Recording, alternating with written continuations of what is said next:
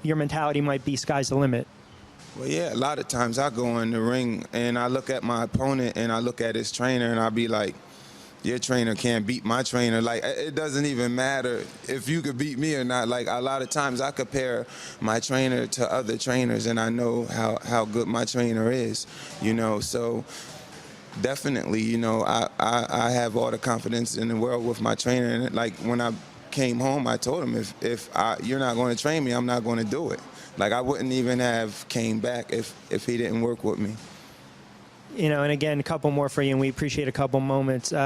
Again, you really bring in the crowd in Delaware. I mean, they love their boxing. A lot of people are saying this is going to be one of the biggest boxing events that Delaware has ever hosted. I mean, what do you say to the crowd that's been supporting you in Delaware? Well, I just say thank you, man. Like, it's an overwhelming feeling. But, like, you know, I'm going to just keep trying to give them what they expect of me, you know. Good fights. I'm not bringing no trash truck drivers in there, you know, and rob the people of their money. You know, when I get in that ring, my opponent always has a chance to win. He has a better record than me. You know, I'm not fighting no bums. I'm giving y'all, you know, good boxing. I'm giving y'all just good competition. So I think that excites them as well, you know, that they know I'm fighting good guys, and this is what I'm doing to good guys, you know. And, you know, like I said, the support is just overwhelming, man. It brings me to tears when I think about it, you know. I mean, I'm trying to hold the tears in right now. I'm trying to be a little tough right now, you know, but the fans over there in Delaware, man, are just tremendous, man. It's unbelievable, really. It is. And we kind of smile when we're doing the broadcast because I never saw a boxer smile so much in the ring. And even when you train, it's almost like you're happy because maybe you've gotten that second chance, but you're really enjoying yourself. And, you know, for people that don't really know what's kind of inside you, what makes you tick, does that come out when you're fighting and you're smiling and you're having fun and you're enjoying yourself? Yeah, I'll give you an example. The other day I was having a really bad day, Monday, and I came in the gym, man, and people were speaking to me and they were whispering like, what's wrong with him? He's mad. And one of my assistant trainers came to my head trainer, Moses, was like, is he mad at us? What's wrong with him? And, you know, but Moses know how to deal with me. And he just leave him alone. And I sparred. And after I finished sparring, I was happy as a little puppy. You know what I mean? So this is just something that I love doing. You know what I mean? It's a stress relief for me. It's a release for me.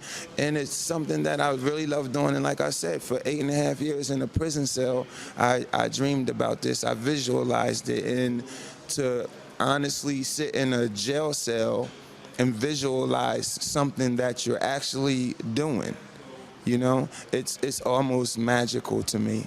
But it just tells me how powerful we really are as human beings. Now, there's always a flip side to the coin. We talked a little bit about if you can visualize and you see yourself winning the bout, and if you win the bout, what's in your future? What happens if you lose that bout? Does the mentality change? Do you say to yourself, I'm 38, this is it? Or do you get back in the ring and you push yourself even harder? Failure is not an option. We will not lose. I don't know, man. I have no idea what I would do if I lose. I actually visualize losing a bout. I do. I think about, I've already thought about losing this bout, and the reality is that I know if I lost this bout, I would be sitting somewhere looking at the tape saying, I should have did this, I should have did that, I could have did this, I could have did that. So everything that I could have, would have done, I'm going to do, and I'm going to win. And last one for you, what would be your dream bout, your dream opponent? Klitschko. Either one of them. Would you take that fight in the States? I would take it in the States. I would take it in their country. I would take it in the parking lot? I would take it anywhere. Yeah, I would take it anywhere. I would take that fight, yes. I would love to fight one of those guys and just reveal them. You know, I would just love to just expose how easy it could have been to beat one of these guys all this time. Well, look, I mean, the backstory is really inspiring. You manned up to a lot of your mistakes. You're just ascending up the ranks. We wish you the best of luck, and we appreciate a couple moments. All right, thanks, man. Appreciate it. Sprinting out of a hole. Oh, No, he's ready. Oh, He's ready. goodness, He's ready. Tyrone Davis. Yes, sir. Yes, with sir. a left and then a right. And I don't think this Connects. guy is getting up. Oh, Davis floors Wharf. And that's it. It's waved off. That's it. Tyrone Davis, welcome to boxing. Welcome back, everyone, to GFL.TV and Comcast Sportsnet. Rich Quinones ringside with a special guest, Frankie Santos de Alba. All right, welcome back, everyone, inside Rosecroft Raceway. Ringside, Rich Quinones with my broadcast partner, Gary Digital Williams. When it was all said and done, we saw some early stoppages, we saw some knockouts, we saw some fights go the distance. Welcome, everyone, to Against the Ropes. I'm Rich Quinones, on location in gorgeous Gatineau, Quebec. We are live at the Crown Plaza Hotel. There's no way they should allow this to continue. Sean Clark's going to give him the count. There's no 3-down knockdown rule. There's no standing 8. Osnell Charles has absorbed a lot of punishment tonight, Ron. I am very surprised. Clark is one of the best in the business. He's watching Osnell Charles. He's got to show him something. Alba with a left, then another right. Alba again. He's going to stop it. That's going to be it. And it's over. It's all over. Oh, my goodness. Welcome to Pennsylvania boxing, fans. A couple moments of first all-pro female card in North American history will take place right here, maybe about 15 or so yards away from us. Jermaine Thomas joins us, Rosie joins us for a couple moments. Oh, what a left! Oh, Stauffer goes down and pops right back up. He is definitely dazed. Paisley, vicious left, Ron. Beautifully done by Paisley. Some would say, well, did you really dream this? Did you really see this coming? I visualized it every day in the prison cell, man. That is surprising. Well, Cartagena now smelling blood. Snaps that jab, goes in with a downstairs, now a left. Working over Miguel Robles. Oh, goodness! Cartagena caught him again. Oh, mercy! Don't know if he's getting up. These guys, I'm going to tell you, Robles was throwing shots that had they connected, it would have been trouble for Cartagena. He just couldn't connect. I think the bottom line is I thought this was going to be the test for Miguel Cartagena. Soto off balance in round number 5. Harrison with a left and then another left. Going for a right. Soto goes down. Soto goes down again.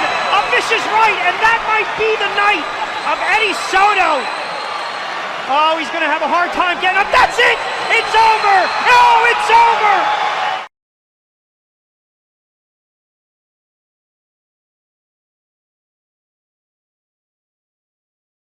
Sergey, how's your training coming along for November 8th? Are you ready? Yeah, I'm ready for any day. Let me ask you about your strategy. I understand that you're undefeated, and your opponent, Bernard Hopkins, calls himself the Alien. Do you think this fight will go the distance? I have only one strategy: get my next win. And that's it. Yeah. So your answer is it doesn't matter how you get it as long as you get it. Yeah, doesn't matter, like right. Score decision, knock him out, like anyway, decision, whatever. It doesn't matter. It will be even interesting if it will be a long distance, like it will be good action. Right. Sergey, when will your camp start in earnest, and where are you going to train? Usually I use two parts of my training camp before my fight, and first of two will be in California, and second one in Florida. Okay. At my hometown, not hometown, like where I live. I understand. Yes. Sergey, if you could say anything to Bernard Hopkins right now, what would that be? What I want to say to him? Nothing. Everything. Get ready. Yeah. Nothing. Yeah, nothing. Everything will stay in the ring. I'm not talking, I'm fighter. I understand. Yeah. All right, Sergey. Thank you very much, and good luck to you. Thank you, on November 8th. Okay. Thank you. All right. Thank you. Спасибо. Спасибо.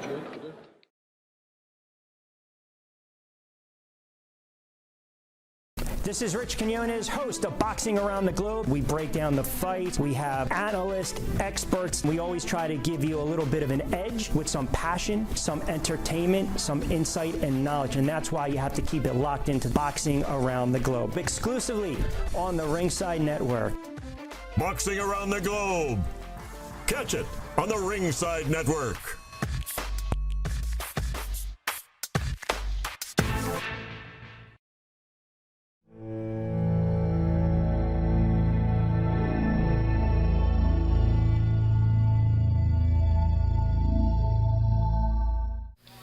So welcome then to a ringside seat at this giant Astrodome, Houston, Texas, to watch this best-known face in the world there, Muhammad Ali, also known as Cassius Clay, staring into the face of Buster Mathis, who qualifies as his heaviest rival for 10 years. Calling it, of course, inevitably here, Muhammad goes to the mountain. 16 stone 3 pounds Muhammad Ali, 18 stone 4 pounds Mathis. And scheduled for 12 rounds.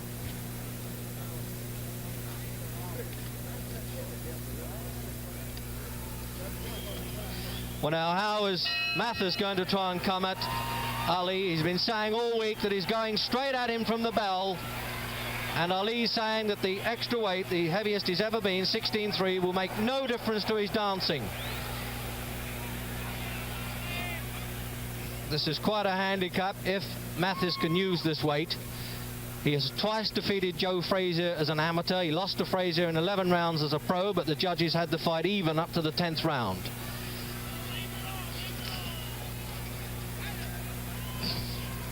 And already I think he's hit Ali more than about 6 of opponents I could think. He's walked in and thrown a left hook. At least he's got through somewhere with it, Mathis.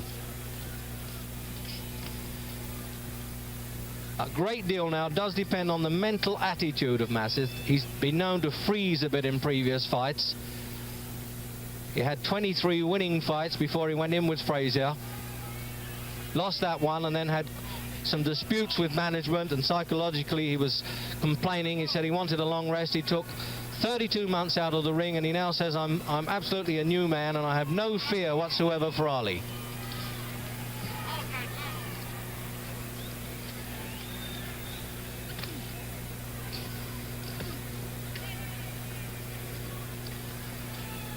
The referee just been named then is Chris Jordan in this rather decorative shirt. Looks as though he's a pop singer, found his way into the ring.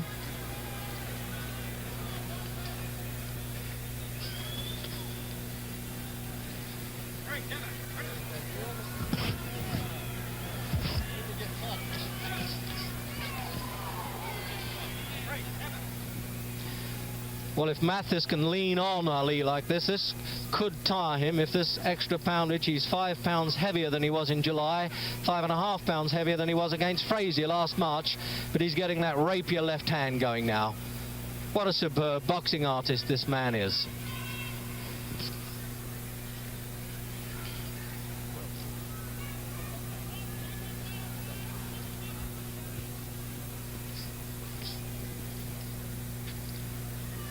Well, I'll hand it to Mathis for at least going looking for Ali. It's no use standing there and waiting to come for you. It's the only way you can beat is to crowd the way Frazier did. Although, of course, there was quite a lot of people who didn't think that Frazier deserved that decision. A low punch there, and the referee hasn't bothered with it. Yes, he has now. He's told Mathis, perhaps he heard me saying that.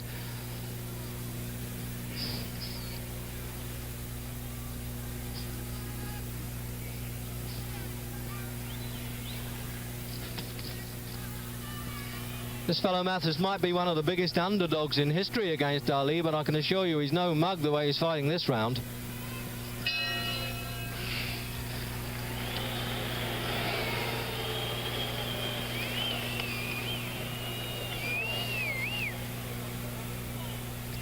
Well, Ali there just was having a look at Mathis, who at the moment is not even bothering to sit down. He's going to stand between rounds. I wonder how long that can keep up.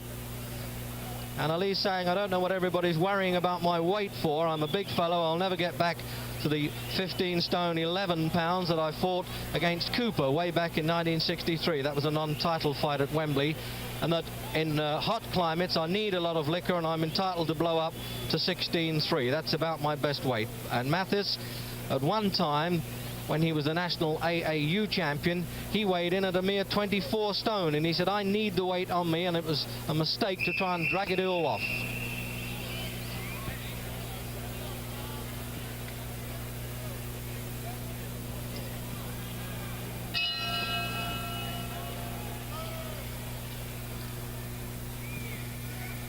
So into round 2, and we'll see if Mathis continues to at least carry the fight and take the chance of being hit with this left hand.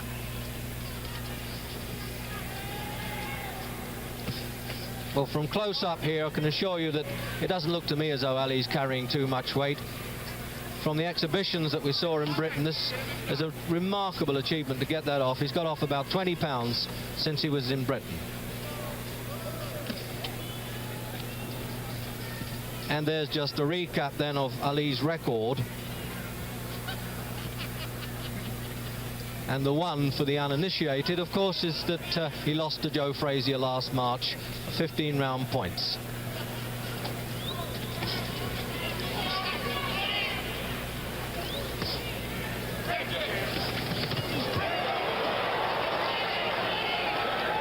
Well, I hand it to Mathis for trying his luck there. That's the first right-hander he's chanced, and he almost tagged the big man. Come on, Patrick! Come on, Patrick!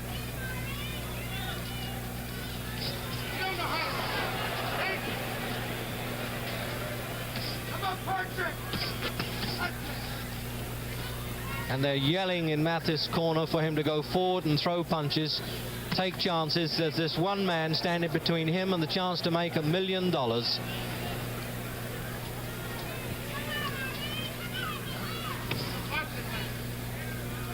And in Ali's corner, of course, Boudini Brown is saying to the champ's going to give him a boxing lesson. He doesn't accept that Ali is no longer the champ.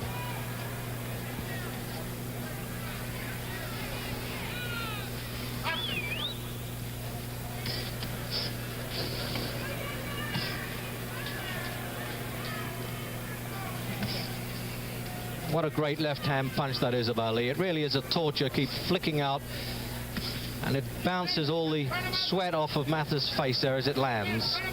Keeps pecking away there.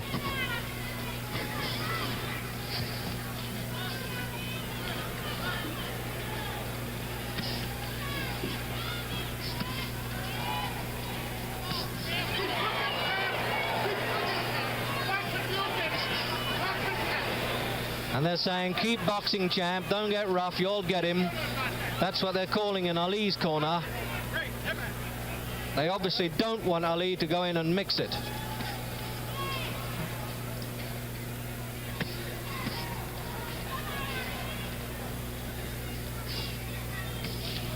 Well, the mountain looks a bit immovable at the moment. He's a very big man, but he isn't really a fat man because he's been fat all his life. And that whistle is called the 10-second buzzer. It's the sign for the seconds to get out of the ring.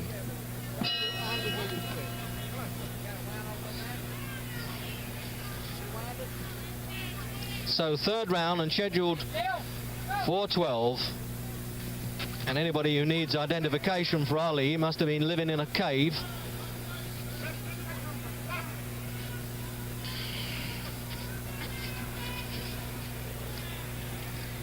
Now this is different tactics now. He wants to do the toying bit as he did with Joe Frazier, which turned out to be a mistake because he partially threw the fight away. All this conceit now coming out of Ali. What a superb boxer. How many heavyweights in history could afford to go in and try and play with a fellow like a sparring partner? And yet Mathis can walk in and throw punches. He stayed the course 12 rounds with Jerry Quarry, whom, as you know, did a quick job on Jack Bodell. Mathis has defeated George Chuvalo, who stayed 15 rounds with Ali. And yet you still have this arrogance. On the other hand, it isn't doing Mathis any damage at all. And I shouldn't think the referees and judges are even bothering to score it. And he's showing he's going to use a bolo punch, the upward scything blow.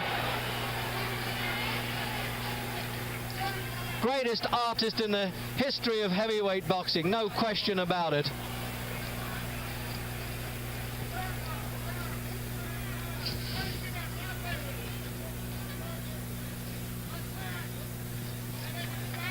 This is one of the ways that Ali manages to psych his opponents. He really demoralizes them without punishing them.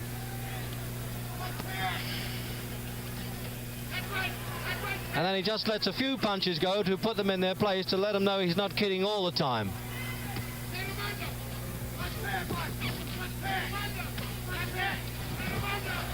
That's the first time a punch really has shifted Mathis off his feet. That left hook there, as Ali was backing on the ropes, really did shift Mathis from his right to left footing.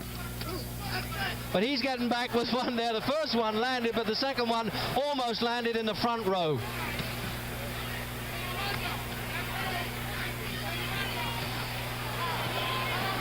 And Ali really sinking that right hand in now. The playfulness is finished for a while. He's getting down to business.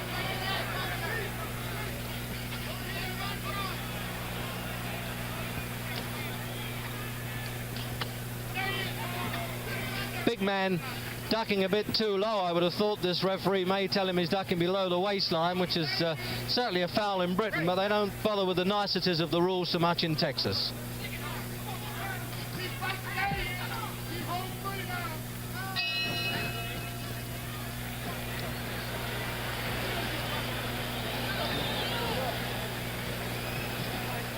Well, it's quite obvious that Mathis would have to sit down at the end of that round. I thought it was a mistake to stand up earlier.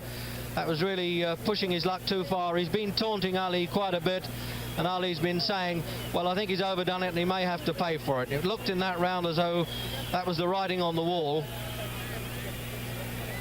Just to recap then, with Mathis lost 2 of 31, and Ali there just talking back to Angelo Dundee, who's saying, let's get down to business. 29, Muhammad Ali, 6'3½", just a fraction taller than Mathis. And they're fighting for some North American version of the heavyweight championship, but I don't think anybody takes that one too seriously.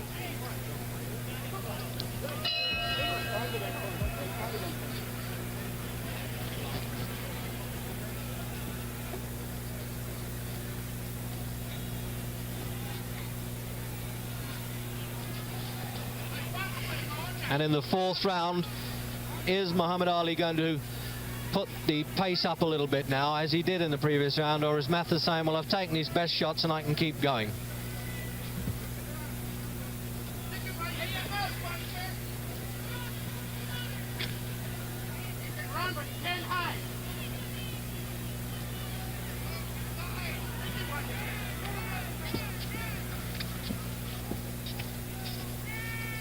When you see this ballet by Ali, you tend to think that he's almost saying to the critics, how's this for being fat and overweight?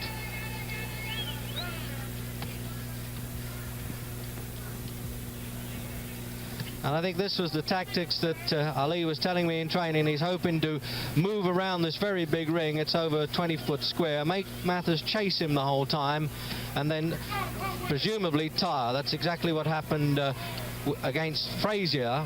Mathis against Frazier, but in fact Frazier was throwing a few bombs in return.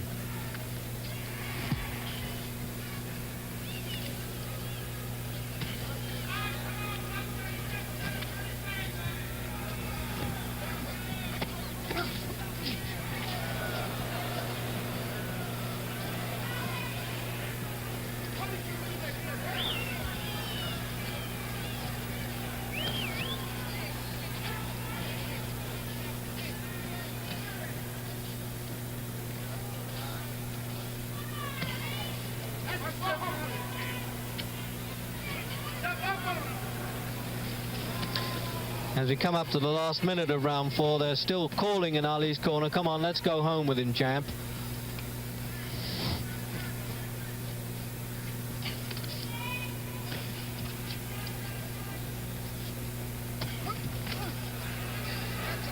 And Mathis certainly trying his luck with that left hook, and he's growling as he throws it, which is intended to put more oomph into the punch.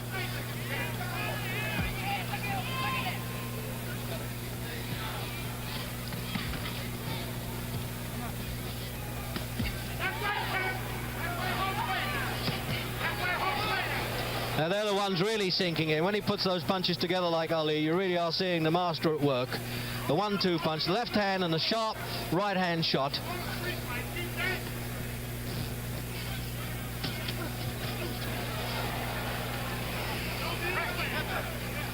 But Mathis almost ignoring him and really pitching back in again, full of bravery.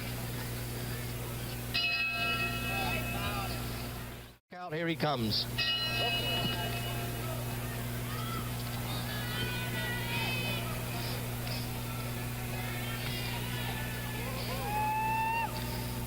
So into round 5, and it looked as though Mathis said something to Ali then. Well, I think that may be asking for trouble.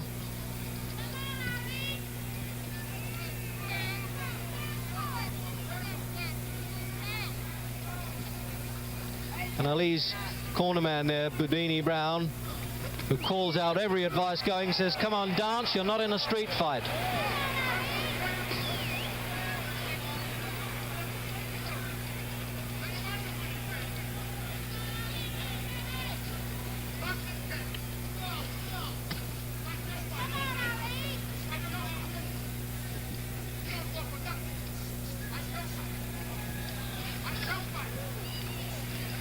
Reflex of Ali is absolutely amazing. He stands within punching distance and then just flicks his head back as he sees a punch coming at him.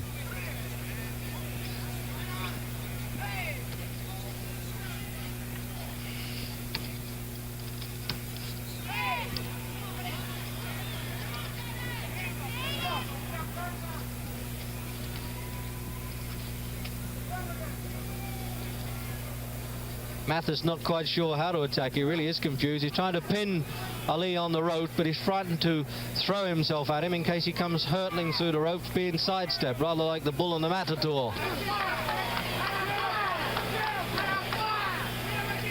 And as Mathis stands square, so Ali rips in these uppercuts.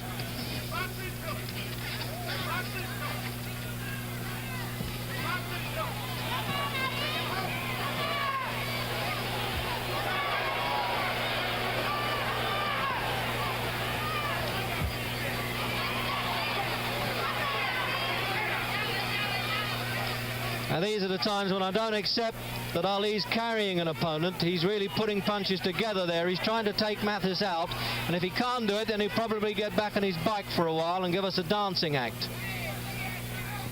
Slight fallacy about the way that Ali finishes opponents. He can't always call the tune, although he's had about 18 fights where he's correctly predicted the round, which isn't bad going.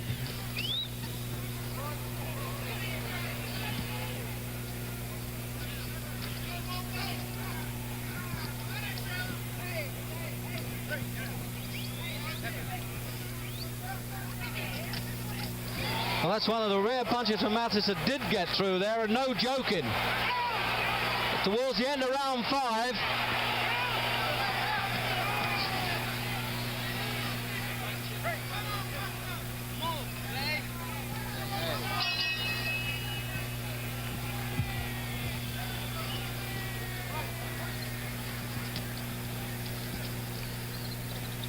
well, it looked to me as though Ali said to Dundee, what happened there? He hit me, and he just sort of ambled back to that corner as though he was showing just a little bit of pain, and there we are on a replay of that 5th round.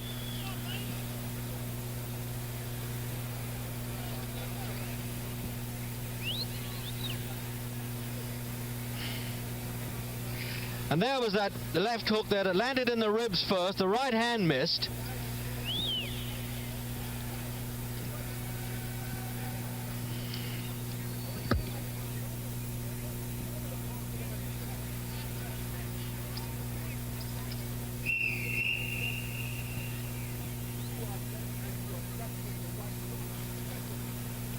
And just that final cleaning up process as Mathis looks 6 feet tall.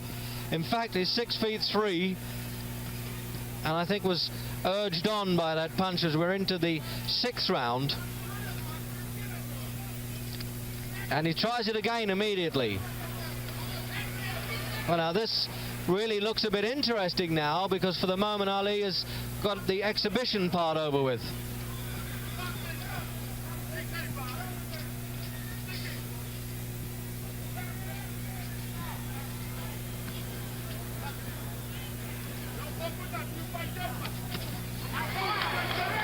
And again, Ali fell into that left hook.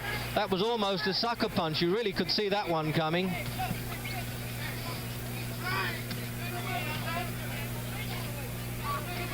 Although Mathis has been inactive, he's certainly trained solidly for the last 8 months, almost every day. He assures us he's done the hardest training spell of his life, and he thinks that long rest, in fact, did him more good than anything, because he got his mental balance back again. He was a bit upset by the fight game. And there we go, we got a chance here of the Ali shuffle, I suspect.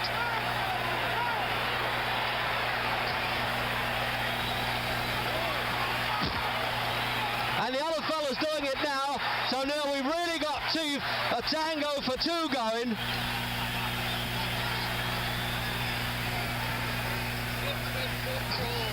Take your partners for a bloodbath.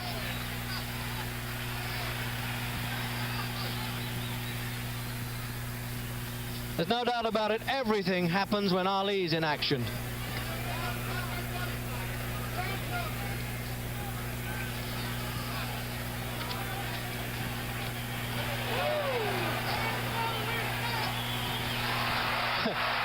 And Mathis almost fell over his feet as he tried to impersonate Ali's shuffle.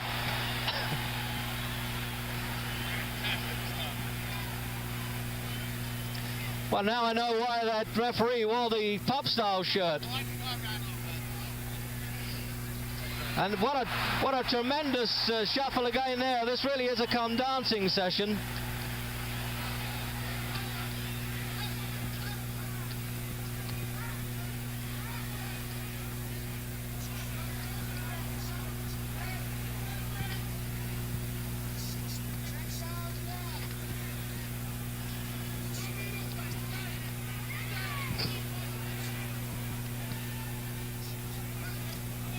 Well, Mathis might be taking the most punches, but he isn't allowing Ali to completely upstage him at the dancing game. He's pretty light on his feet for 18 stone, 4 pounds.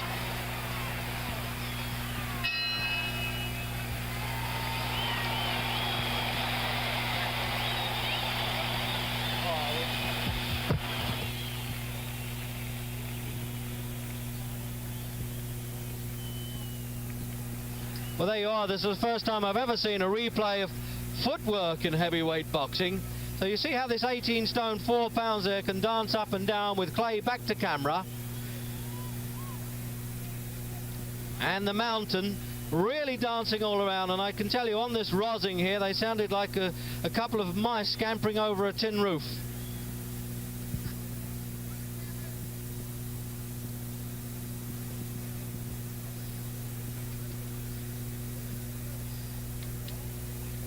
So Buster Mathis now wondering what his tactics have got to be or what dance he's got to have in the next round.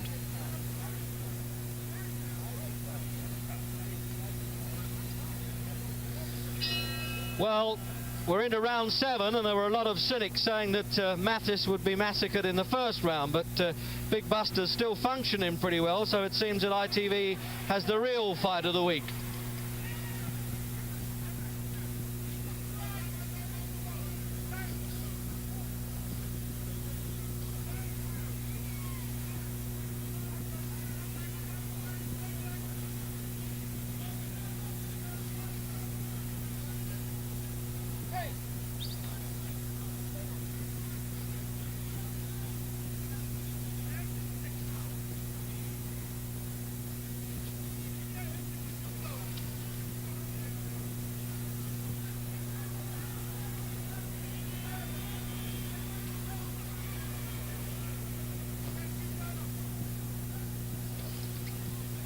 Well, now I'm wondering whether Ali's punches are hurting Mathis at all, because he isn't getting through so much now. It's true he's backing off quite a bit and still trying to tire this Mountain.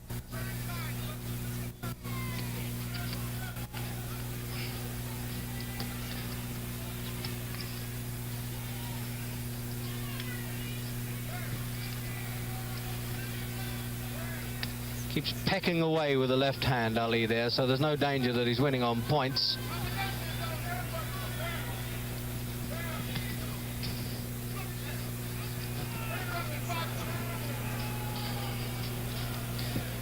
It's incredible how he switches from displaying contempt to a little bit of respect within one punch. If Mathis gets through, then he realizes it isn't quite so easy as he thought.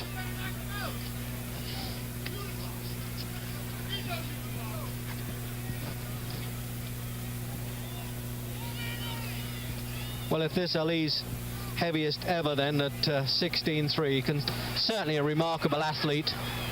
In the 7 rounds, still dancing, but Mathis is trying to slow him down.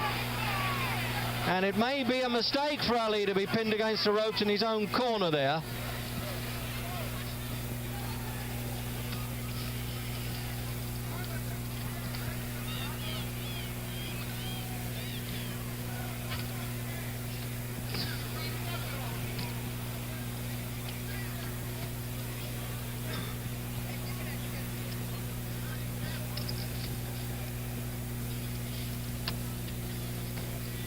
Just like a piston coming out, that left hand there. Really, that used to be the English style of left hand. I wonder what happened to that.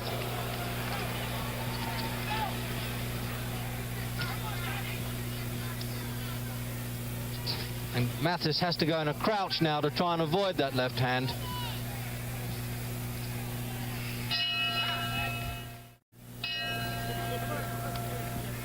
So into the 8th round, and at this stage I would say a good chance of going the scheduled distance of 12, because Ali has been unable to stop Mathis in his tracks.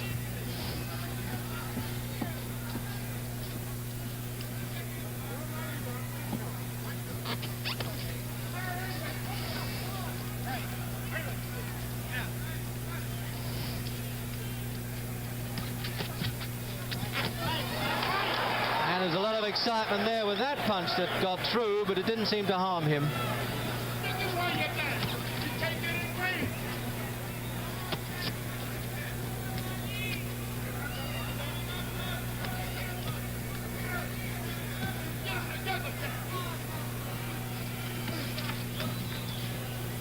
Seems that Mathis is sorting him out in the same spot right above this commentary position to lunge in with those left hooks against the ropes.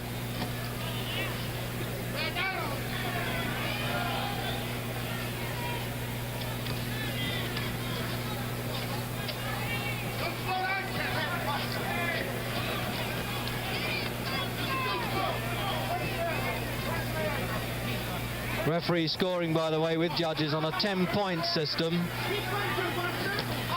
And again there he sinks that left hand to the short rib. That's the kind of punch that could slow Ali. But he's talking to the corner there now. Ali's actually calling out to Mathis his seconds. Don't get excited. He doesn't only taunt the opposition, he taunts the opposition management. And I should think they're feeling a little out of pocket at this stage, because they put up $200,000 of Ali's $300,000 purse just for the chance to get Mathis in the ring with him.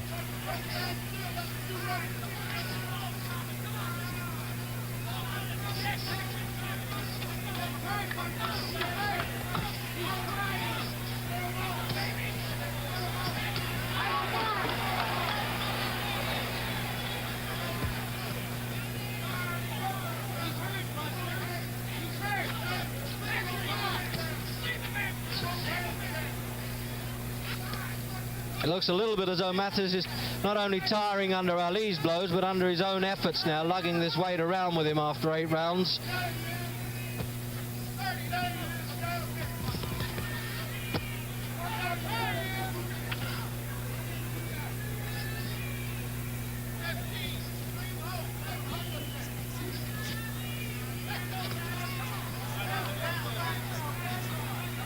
And this is the same position that Mathis has been sorting out.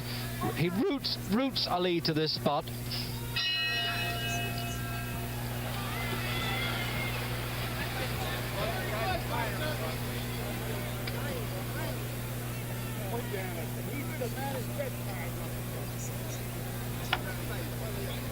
That's Harry Wiley there, who's in with Ali. He used to train Sugar Ray Robinson, so he really does have all the top men around him in the corner, but when that bell goes, he's still his own boss.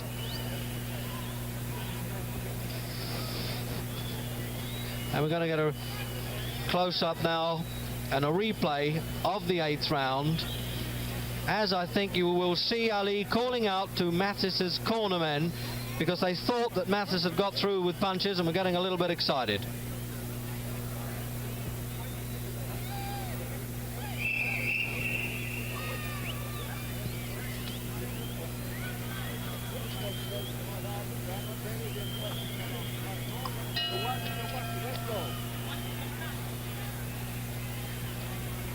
So into the 9th round now.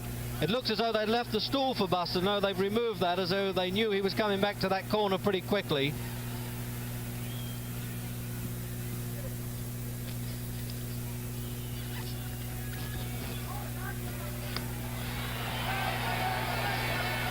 Oh, yes, he means business, Ali, now. He's really putting these punches together. But full marks to Mathis. He's trying for his life. Now, he more or less fell over there. This is a mandatory 8 count, no matter how quickly he gets up. No, the referee does not constitute that as a knockdown. He's making sure that he wipes the rosin from the gloves. That was not a knockdown.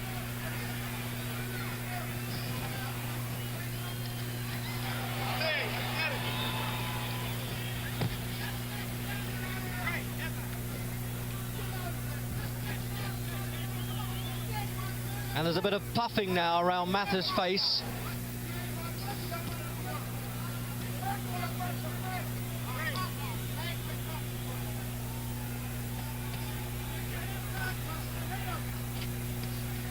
Now this is where Ali tries to set the man up for the kill again.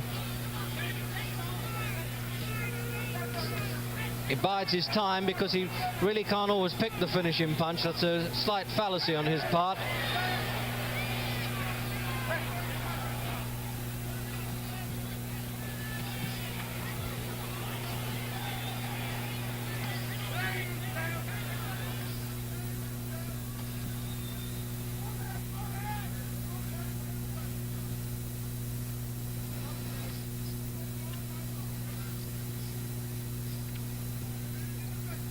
Well, I wouldn't be surprised if that extensive tour of Europe is now catching up with Ali.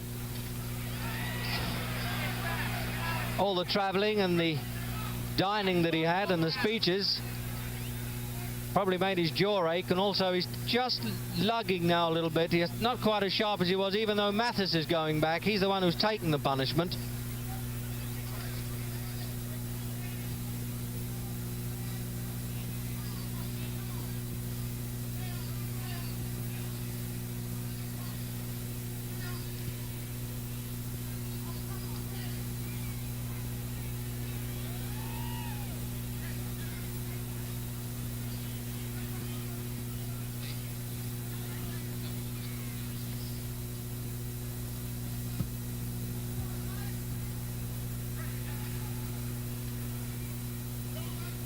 And the referee almost being caught up there with that wrestling match.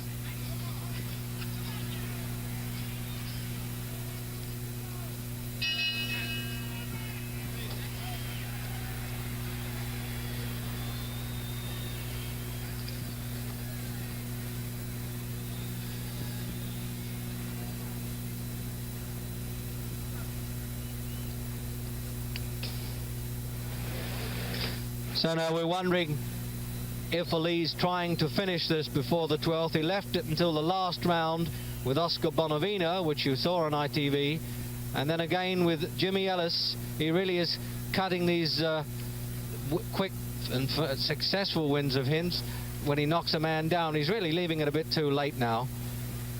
And I mean, maybe cutting the exig a bit too fine if he thinks he can stop this fellow in the last round.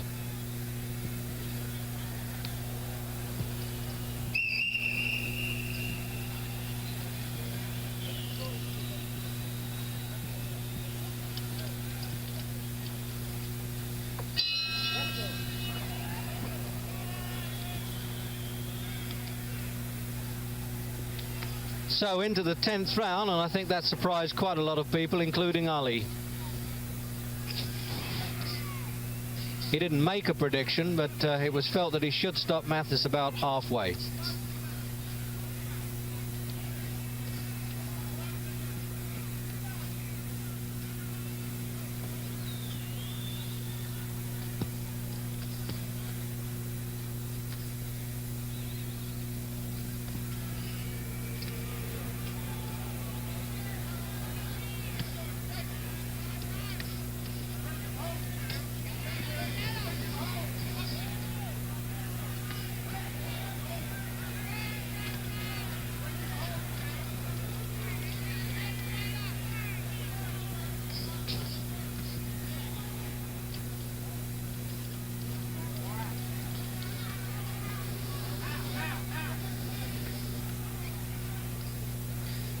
We are getting a superb floor show now from Ali, the way he moves around this stage.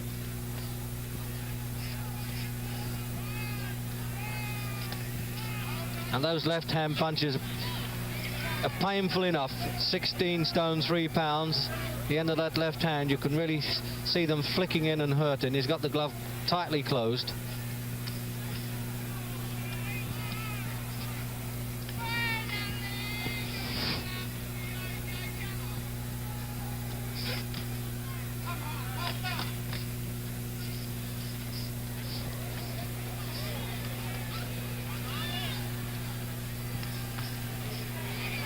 Just catching Mathis on the forearms with those uppercuts.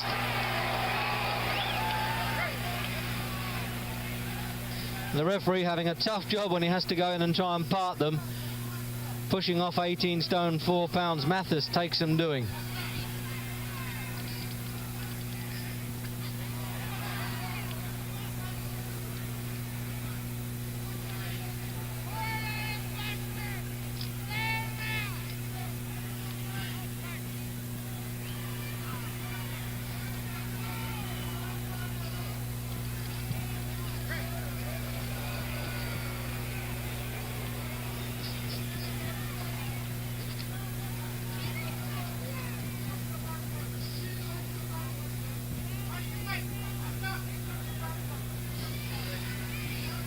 Well, it's a long time since I've seen two heavyweights stand toe-to-toe like this for so long, and the referee still hasn't called break. He's just been in, parted them once, and that's it. They're not holding.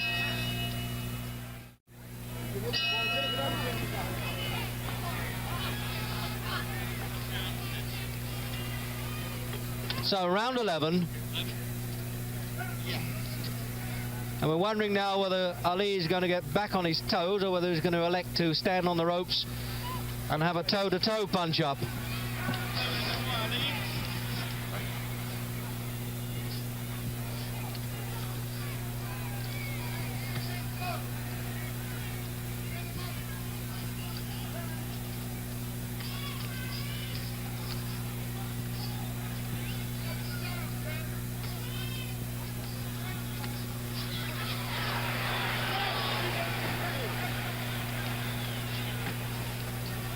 These lunges by Mathis are certainly exciting the crowd at the Astrodome, especially those way up in the bleachers. They really think there's a chance that he could nail Ali.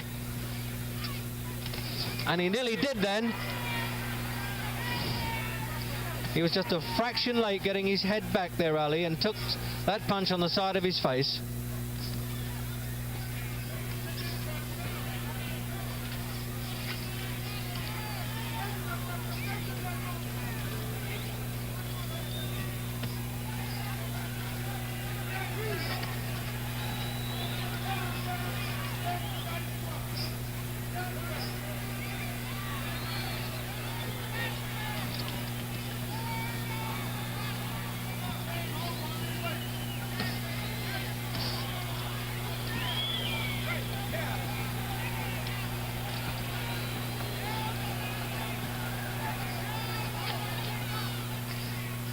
There must be 1 million people watching throughout the United States who are saying, well, they ought to tell Mathis to do this, or they ought to tell Ali to do that. We're always able to see everything from outside the ring. But when you have this left hand hitting you in the face so fast from a very big man, it's much easier said than done. Full marks to Mathis, at least he keeps going.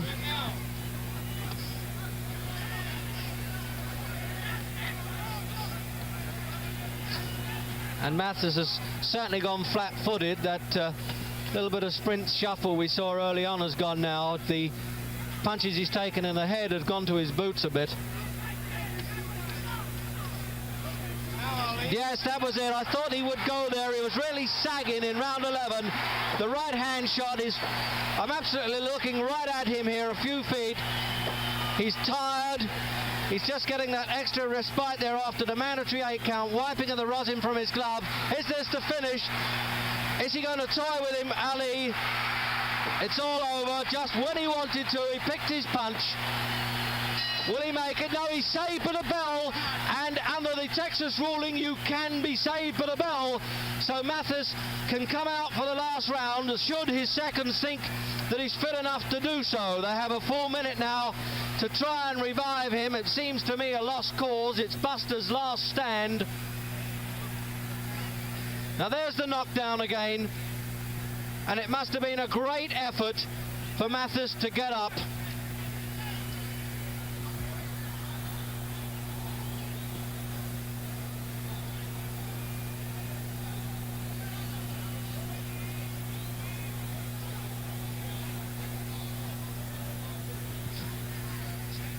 So that was the punch really that did the damage. You see how Mathis' legs look like a kid in a playpen there as he goes down with that little clip of a punch similar to the one that Ali hit Liston. And yes, he's coming out for the last round. The referee's been over.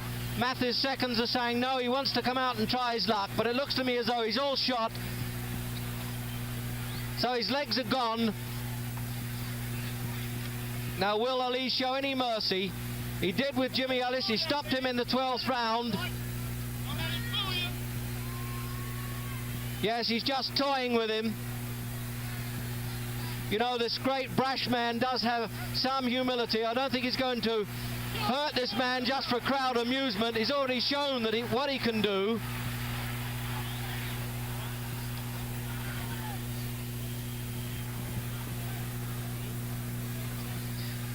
Just look at this, it's like a father patting the son on the cheek there. He realizes he's got Mathis when he wants him, ready for taking. And somebody's calling out, don't let him fool you, Ali. Well, he certainly could have fooled me.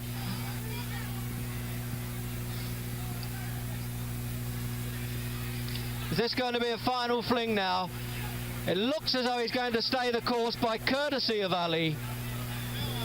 He really has turned it into a pantomime, and the crowd are actually booing him now. Isn't that remarkable? They'd rather see the killer finish. And yes, he's fallen over rather like a wounded bull that goes to a wall and wants to give up.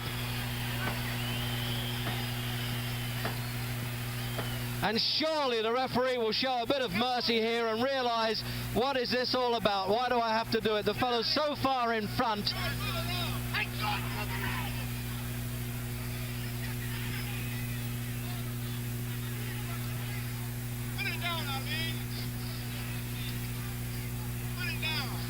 So the final minute now of this execution, because that's all it is now. And there's no question that had this fight taken place in Britain, this would have been ended a round ago.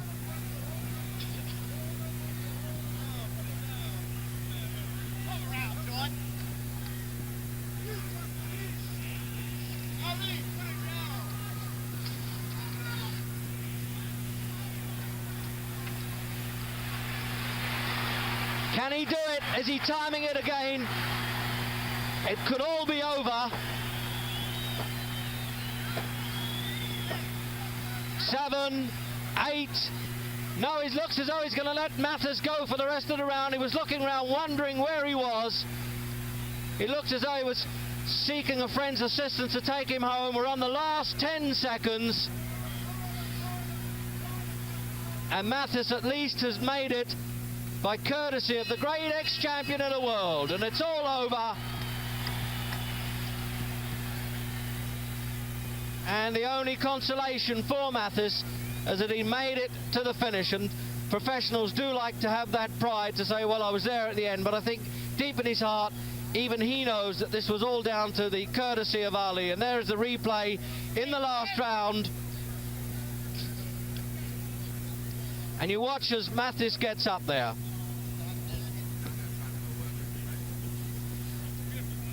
Now I'm going to try and have a word with Ali. Say goodbye for the ringside. Yeah.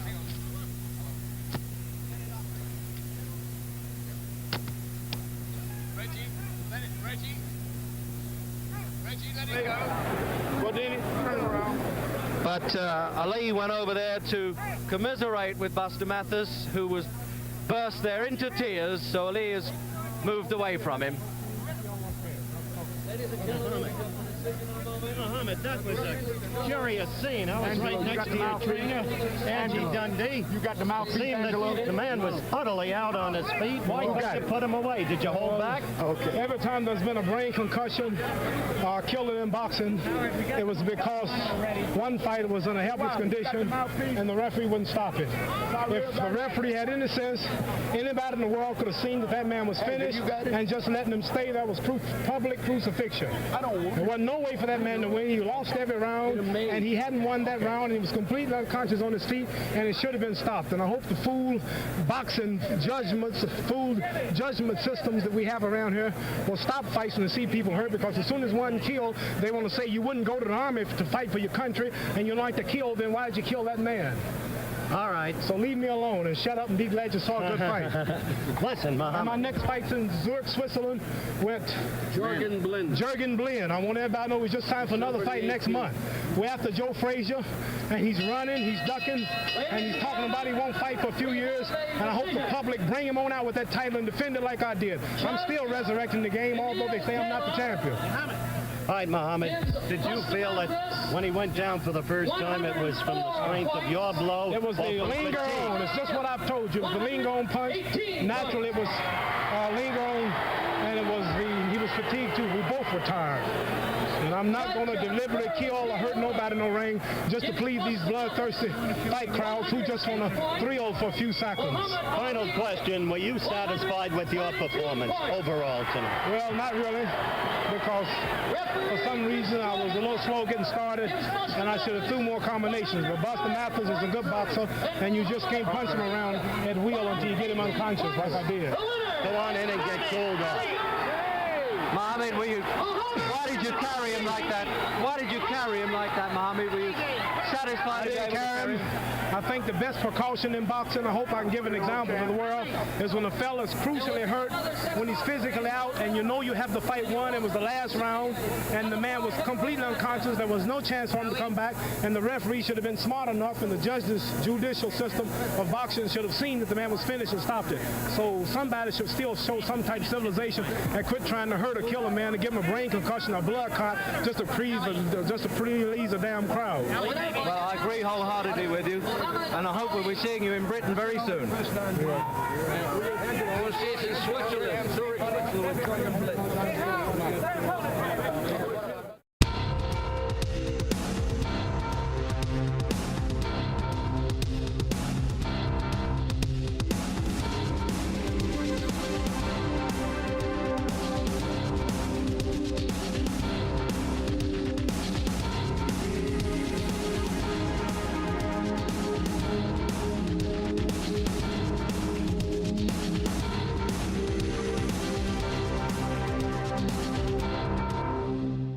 Sprinting out of a hole. Oh, no, he's ready. Oh, He's goodness, ready. Tyrone Davis. Yes, sir.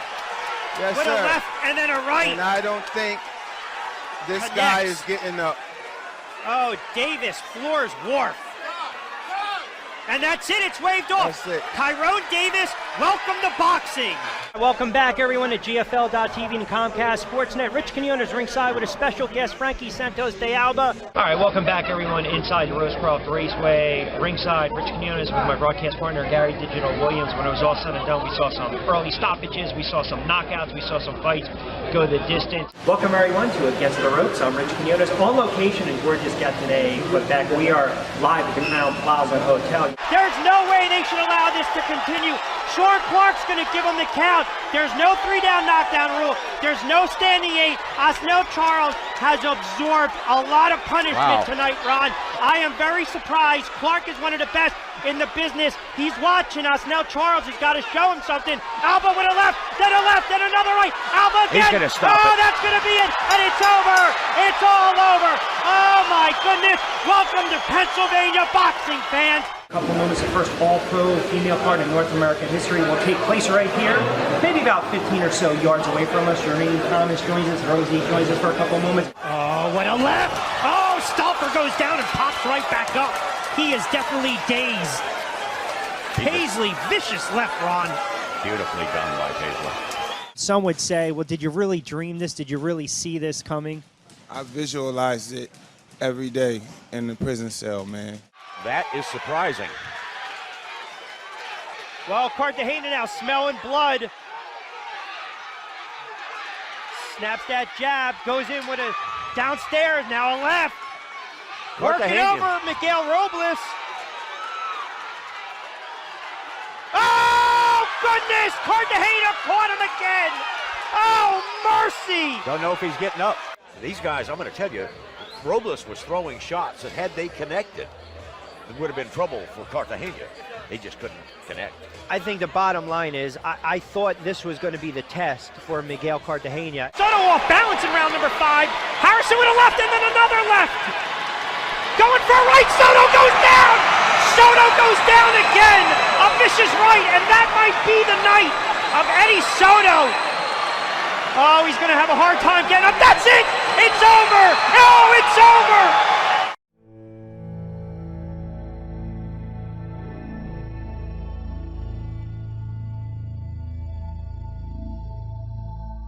Caesars Palace Hotel of Las Vegas, Nevada welcomes you to the Nassau Veterans Memorial Coliseum for tonight's 12-round heavyweight main event. Ring officials have been assigned here by the New York State Athletic Commission. James A. Farley Jr. Chairman. Directly above us in his corner.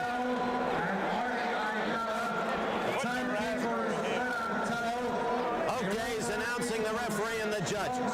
The judges are Artie Idala and Tony Castellano, both respected men with long boxing pasts as officials. The referee,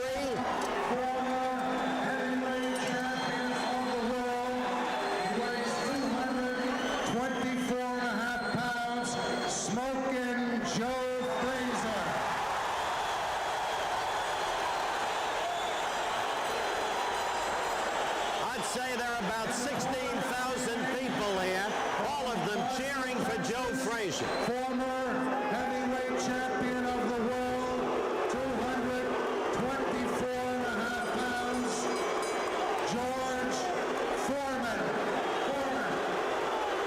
12 rounds, main event. That's not easy for George Foreman to take. He remembers the way it was on an October day in 1968 in the wake of the Tommy Smith and John Carlos Black Power protests during the 19th Olympiad in Mexico City. He remembers how it was. Now watch this.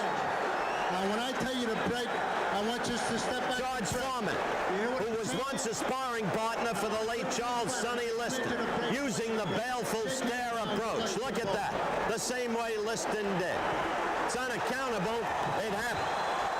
I don't think it'll have any effect on Joe Frazier. All right. The referee is Harold Vallon. I'll tell you more about Harold Vallon later.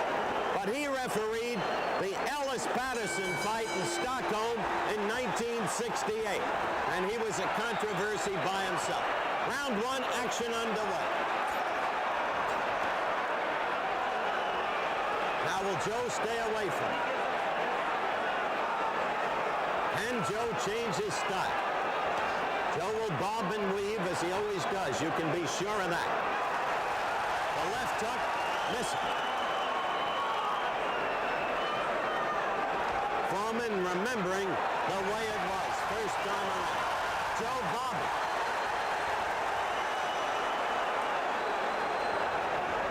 It didn't start this way, as you saw earlier in Kingston, Jamaica. But George is big. He comes at you.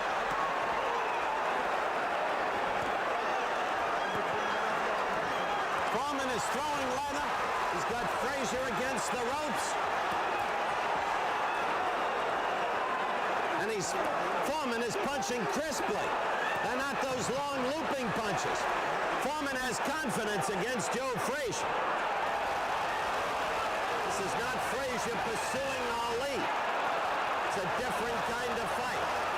There are horses for courses. There are styles for fighters.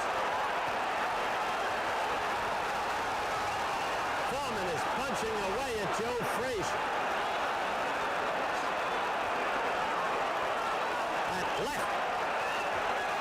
Looks like a telephone pole when it comes at you from George Foreman. And then there's the right uppercut, his other great weapon. That left keeps getting into Frazier. Again, you saw that. Then the right. Foreman wants this fight desperate. He says he'll do more damage than he did in the first fight. He says winners get hit.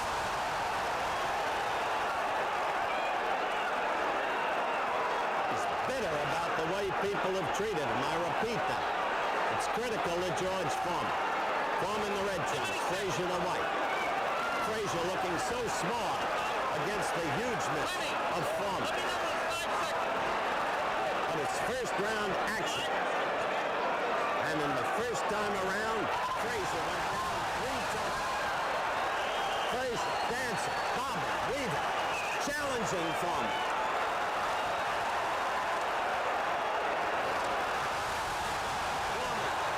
Getting hit by a left and the crowd roars.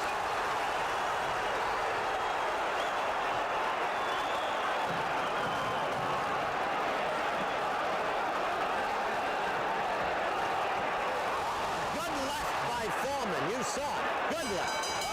The end of round 1. Now the crowd is alive. Now they're seeing 2 men going at it. Each a heavyweight champion of the world.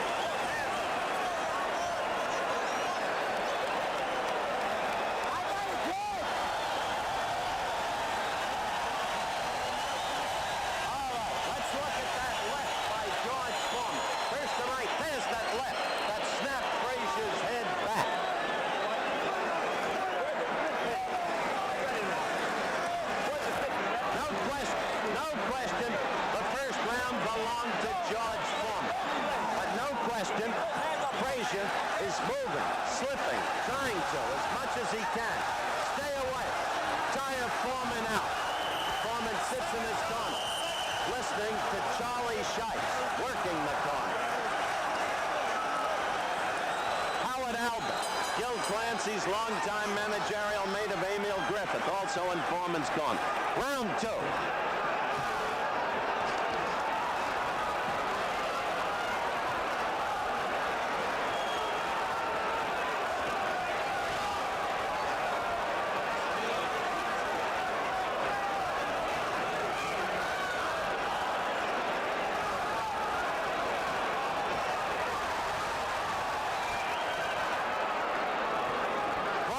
Glove, 8.5 ounces.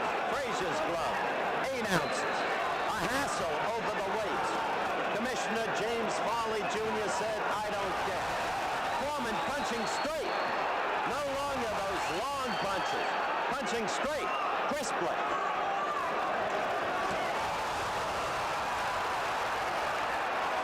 Foreman with that left getting in there. Utterly confident. Left hook. Probably his best punch so far. Foreman getting the right in there. Frazier against the ropes. This is not a rope-a-dope situation. Foreman missed with a good left hook. Foreman steadily the aggressor. Frazier still on the ropes. Now Hoffman back against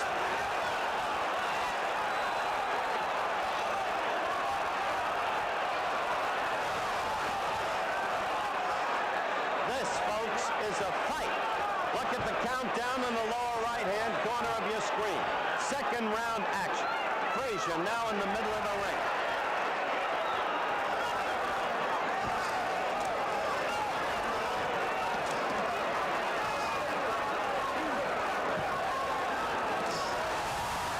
Crowd yelled, but that left hook did not connect.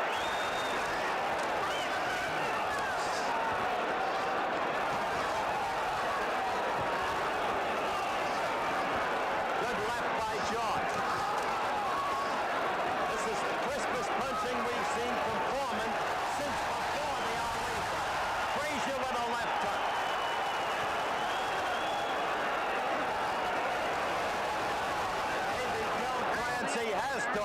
Foreman something. Good left hook. Got in there. Got in there by Frazier. Better second round for Frazier than the first round. Frazier, a notoriously slow start. Always bad in the first round. But Foreman, punching away, dominated in an aggressive set. Coming up to the end of round 2. There it is. And the crowd is alive for this fight. Let's take a look in slow-mo at that first left by Joe Frazier. Watch this. There's the right lead, the left lead by Foreman. Left again missing, the right scoring, the left missing, and up comes Frazier with the left. Nonetheless,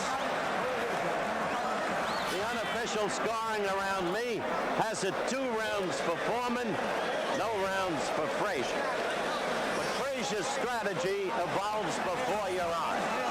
To stay in there, to bob, to weave, to let Foreman hopefully use himself up to avoid that stunning right uppercut that really caused Frazier's demise in the first fight. And then to come on in his own way, as he has against Ali. Round 3. I don't think I have to identify Frazier for you or Foreman. Now let's see if Joe comes on.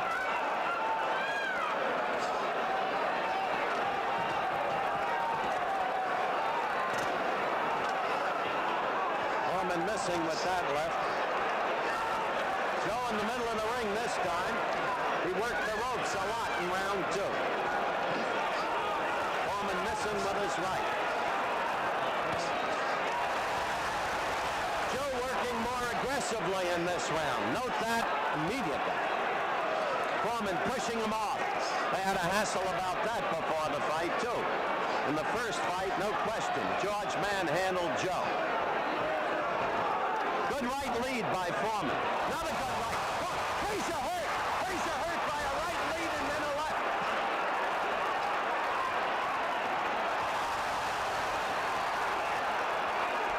They're at it. Steady, insistent. This is a fan's fight.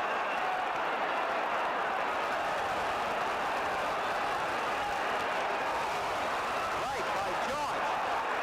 George has hurt Joe Frazier in this round. Joe fighting back. Foreman accused Joe of quitting in the first fight. Frazier never quit in his life. Frazier coming back at George. Frazier slips a lot of those punches, but gets hit with too many.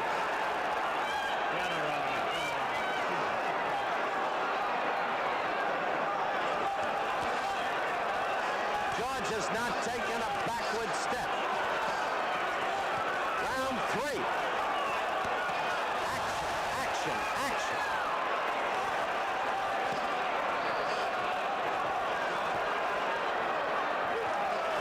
Frazier appears totally, or rather Foreman appears totally unafraid of Frazier. You saw that left again.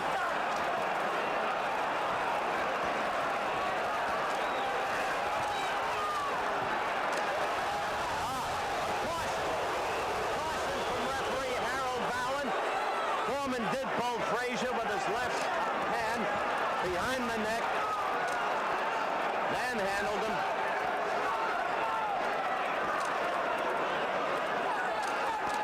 We're almost at the end of round 3.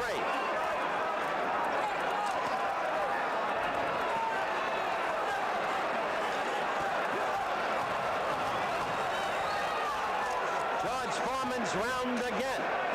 He hurt Joe Frazier in this round. That's the end of the round.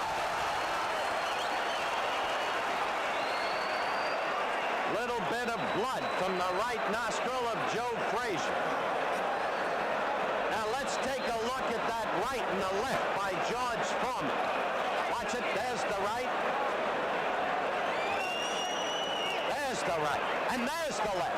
And that's when Frazier was hurt in the 3rd round. But no knockdowns thus far in the fight. Harold Vallon, the referee. Artie Idala. Tony Castellano, the judge. The fight's gone on a round system. New York rule. 3 knockdowns in a round will end the fight automatically. We had that twice in Kingston, Jamaica. We have not, had a knockdown yet. Foreman right above us. Calm, poised, confident. George Foreman tonight. Gil Clancy is screaming over here. It's all George Foreman tonight. All George Foreman. We'll see. Round 4. When you've got a tiger like Frazier, you don't ever give up on him.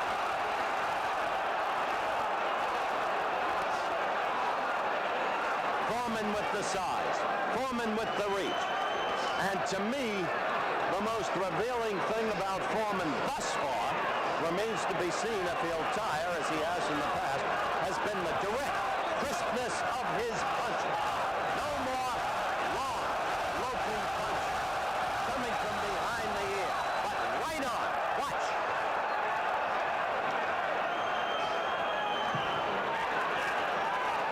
Oh, a foot right, following the left.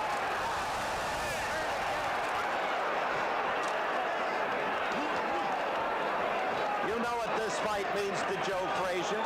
He dreams of a Frazier-Ali 4. He was not staggered there. That was a slip. Don't be misled.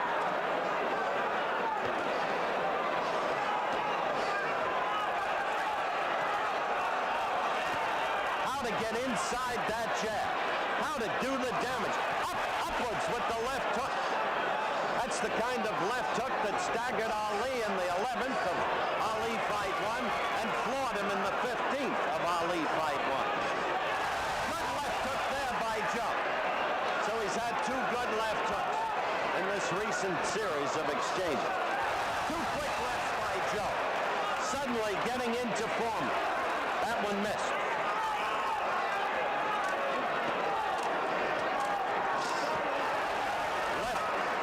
Uppercut. Frazier again. The crowd responding.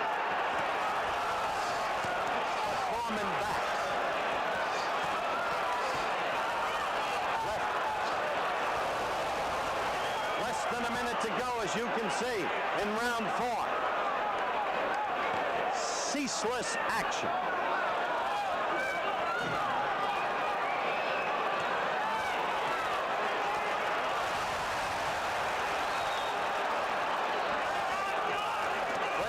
Pushing off to get punching room.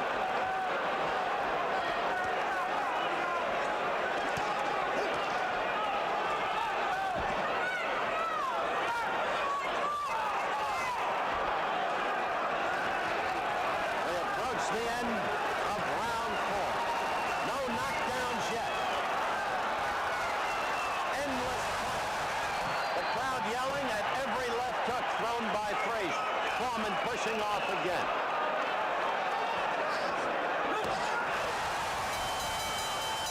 Yes, that's the end of round 4. Frazier's best round of the fight. Now let's go back in slow motion. Watch this right by George Foreman. There it is. Snap the head back. Then watch a left by Joe Frazier. Got in there. Frazier's best round thus far. Round 4.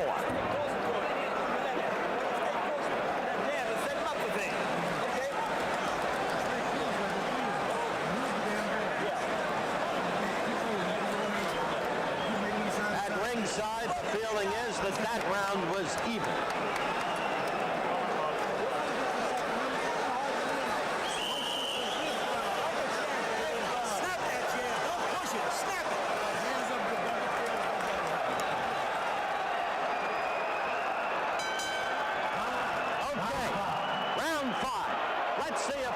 Begins to tire.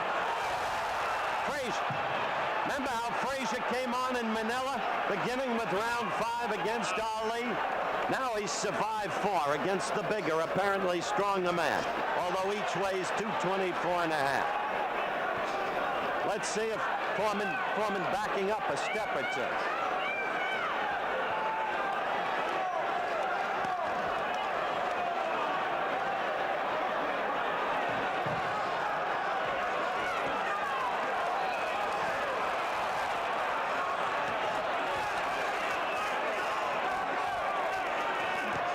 And still punching well. You saw that lift. Snap Frazier's head. Pushing him off. Good right by Foreman.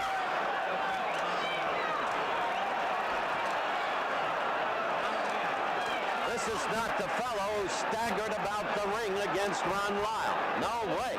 Not up to this point. This is not the fellow who was outsmarted by Ali.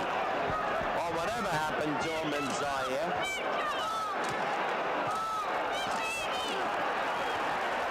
Frazier trying to fight back.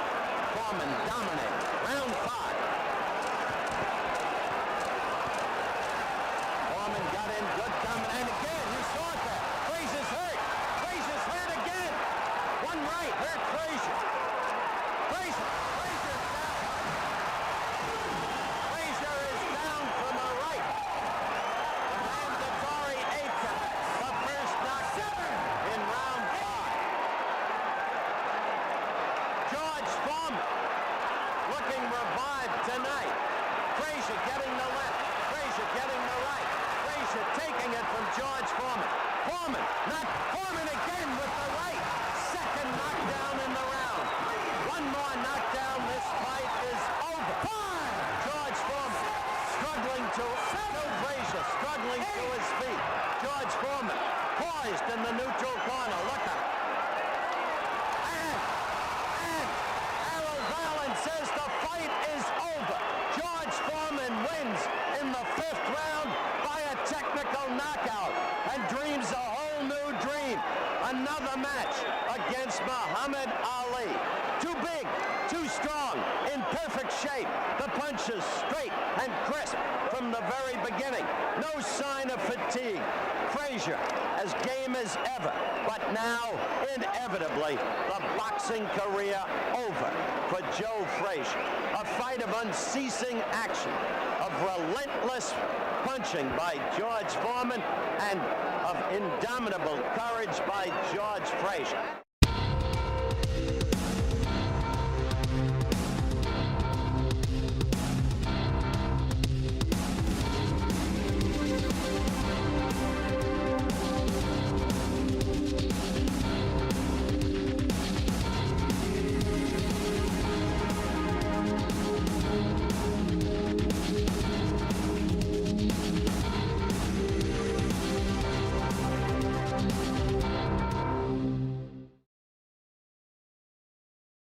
The Ringside Network goes toe-to-toe with 24 hours of the sweet science. Get the action, insight, and backstories behind the game on Boxing Around the Globe. It's gonna get crazy, baby. And still!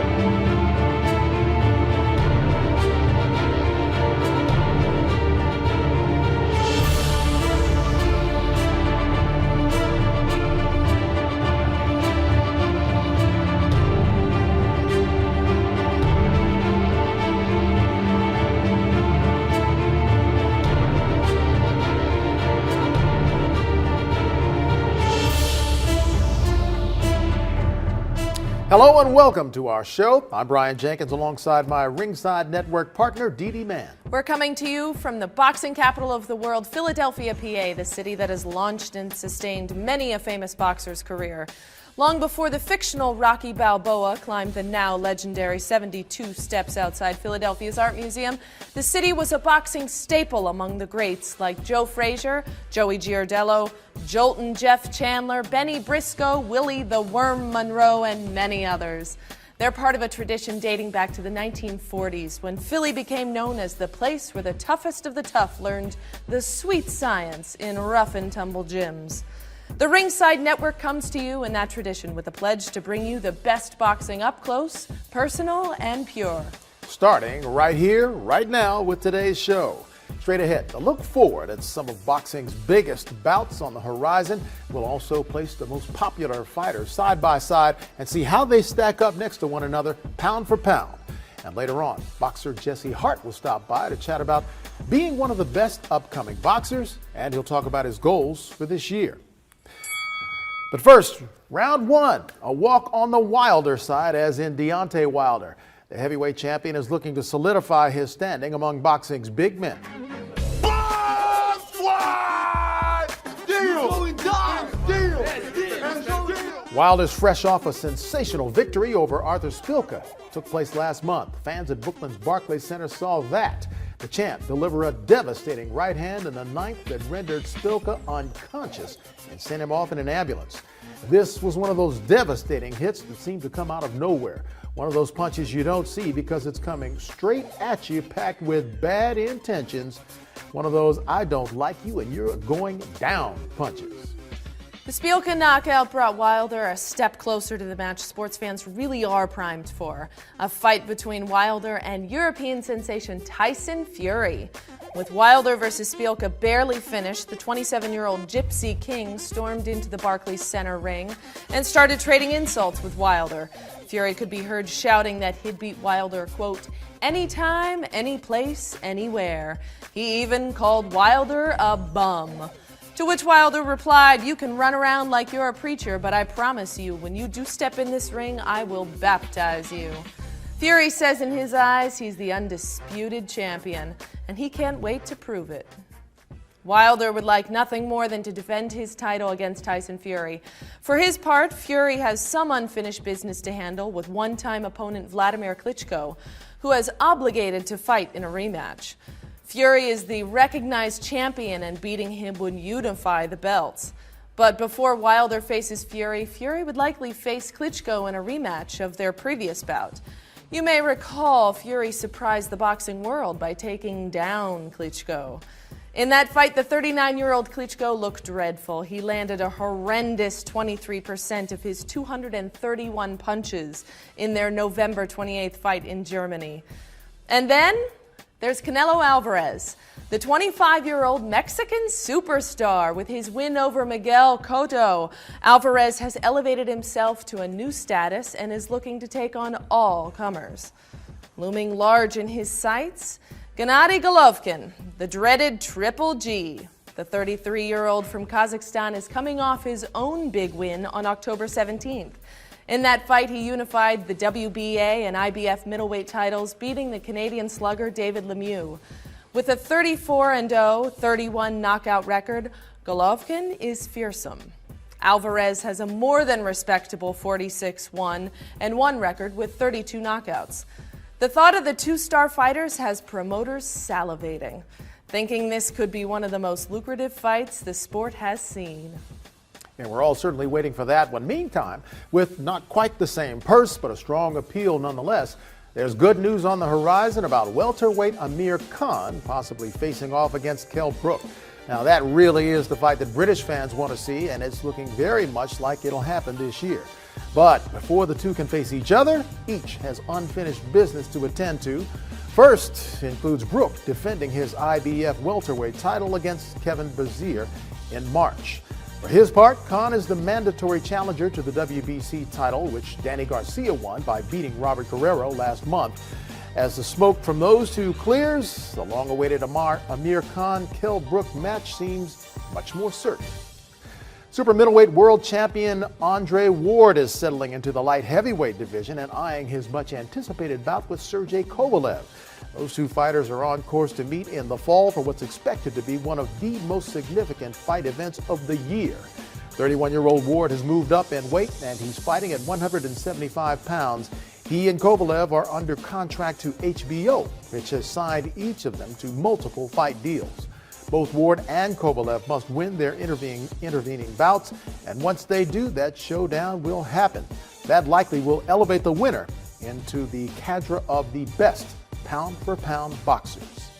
Joining us now to talk about those fights and give them some context is resident boxing expert Alex Hamer. Alex, thanks for joining us. This has got to be a big year for fight fans. Thank you, Brian. This will be a big year for fight fans. 3 fights immediately come to mind. The heavyweight division, we have Deontay Wilder. In the middleweight division, we have Canelo Alvarez. And in the light heavyweight division, we have Sergey Kovalev. Let me start with the heavies, the big boys. Wilder will fight Vladimir Klitschko or Tyson Fury. The fans really want to see Tyson Fury. Everyone saw how he jumped in the ring after the Arthur Spilka fight and challenged Deontay Wilder. That's going to be a fight that fans are really looking forward to. And really spicing up the heavyweight division as well. The heavyweight division will be spiced up. Let me get to Canelo Alvarez out of Mexico. He's truly a rock star, okay? He has millions and millions of fans around the globe, from South America, through North America, and through Europe. Sergey Kovalev will probably fight, not probably, but will fight Andre Ward in 2016. Andre Ward is signed with Rock Nation. This will be your blue-collar Russian fighter versus the hip-hop star Andre, the Son of God Ward. And those three fights for 2016 will be very, very intriguing to the boxing world. And Alex, who's your favorite of these? I kind of like Deontay Wilder. He'll force his personality on the opponent and force his will on the opponent and be able to win. So Deontay Wilder is my pick. When boxing around the globe continues, we'll see how the current crop of boxers stacks up against one another. Then later, we'll have a word with boxing's rising star, Jesse Hardwork Hart. Trivia question: who was the first boxer to knock down Muhammad Ali in his professional career? Was it Pernell Whitaker, Joe Frazier, John Henry Lewis, or Sonny Banks?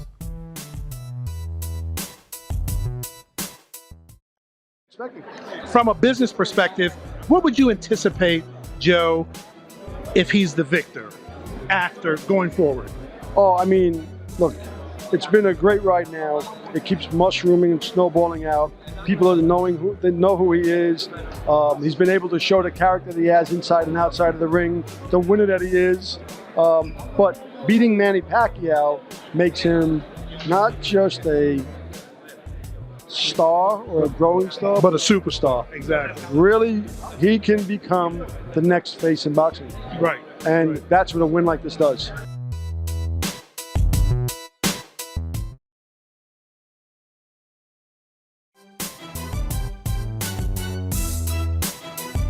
And our trivia question: who was the first boxer to knock down Muhammad Ali in his professional career?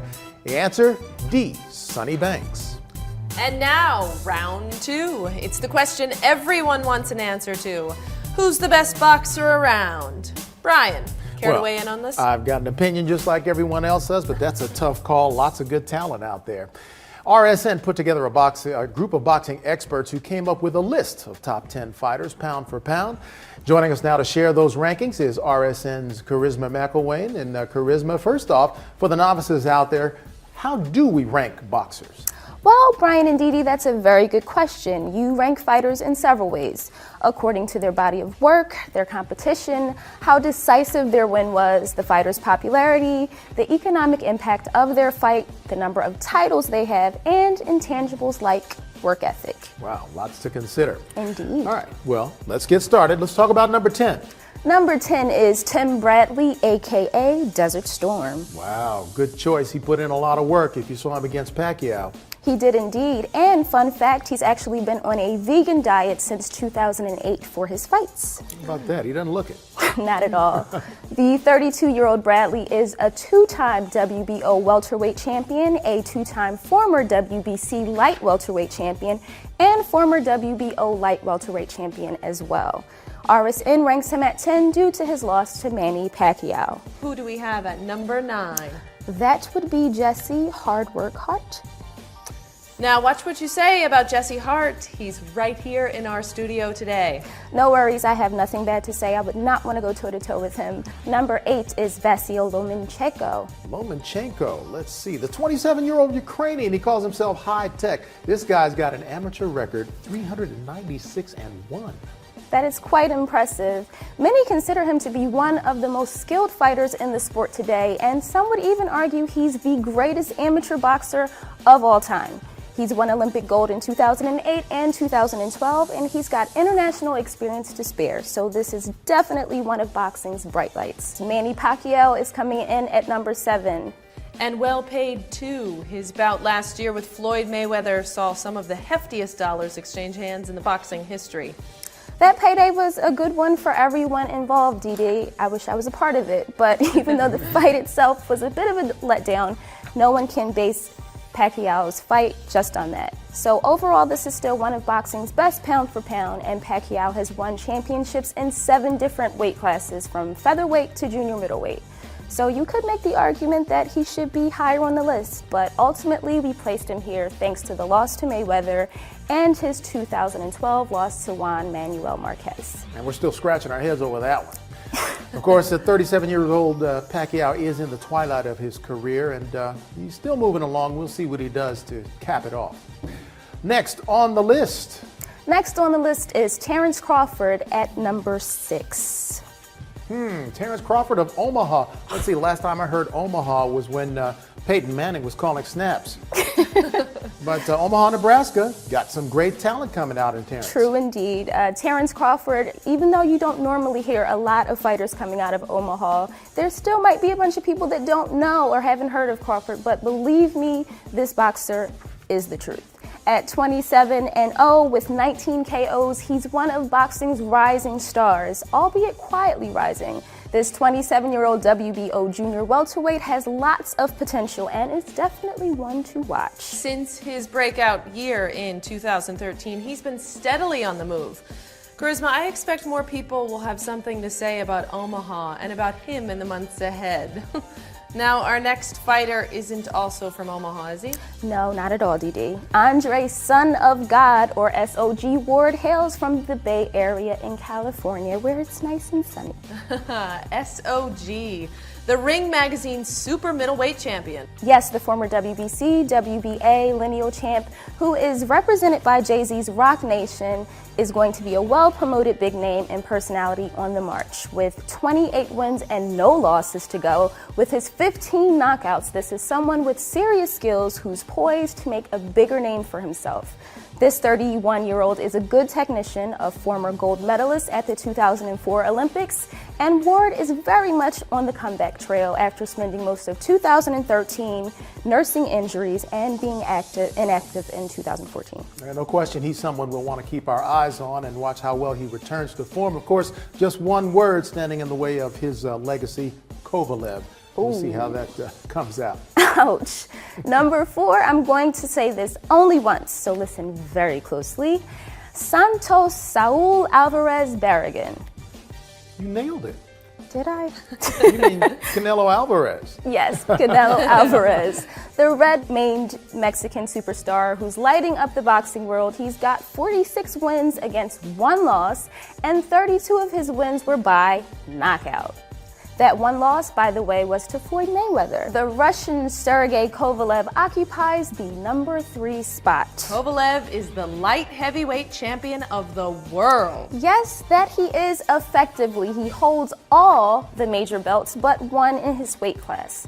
He's a 32-year-old with 28 victories, all but 3 of those were by knockout. And it's worth pointing out that with Kovalev's amateur record, 193-22. Wow. This is somebody who's been prolific, a fearsome fighter for a very long time. We're just about at the top of our list, but not before we share number 2, Charisma. Number 2 is Nicaragua's Roman Gonzalez, better known as Chocolito. Well, some have Chocolito ranked at number 1. He might get a little upset about this. You know, I think you're right, Brian, but after all, who doesn't like Chocolito? At just 28 years old, Chocolito Gonzalez has 193 rounds of boxing in him and has emerged victorious all of the 44 times he stepped into the ring. 38 of this flyweight's opponents have fallen by knockout. And at number 1, drum roll please, is Triple G. The dreaded Triple G, Gennady Golovkin. Dreaded if you're squaring off against him in the ring for sure. A staggering 91% of this 33-year-old middleweight's 34 fights, or 31 of them, have concluded in a knockout. Triple G was born in Kazakhstan, and apparently he tries to knock each of his opponents back there. Winning the majority of his bouts decisively, in a word, Triple G is fearless. He certainly is. He has earned that title in every fight. Thanks, Charisma. Good job. Thank you. Well, as Dee Dee mentioned earlier in the segment, one of the fighters included in our list is Jesse Hart. As luck would have it, he just happens to be here with us in our studio today. When we return, Brian and Jesse will have a little chat.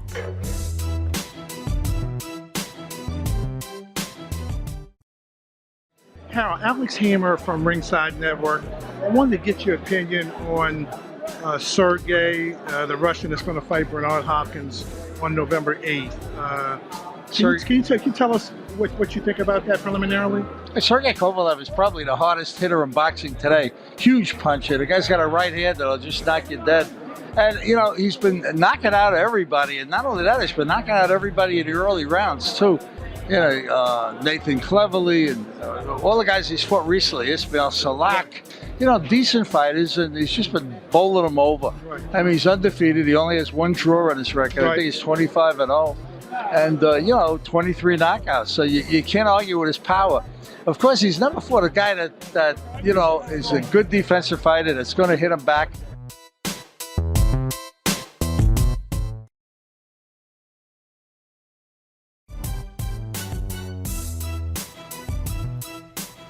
Welcome back to Boxing Around the Globe. We're joined now by Jesse Hart. He is the USBA super middleweight champion, on our list of top 10 best fighters pound for pound. Thanks for coming on and joining us today, Jesse. Appreciate having you. Man, it's a pleasure. Let me ask you this: in the boxing game, you know, you toil in the gym, and you got so much competition out there. You had the advantage, and let me ask you if it's an advantage. Last year, you fought Aaron Pryor Jr. They say that politics and promotion is what determines who gets the shot.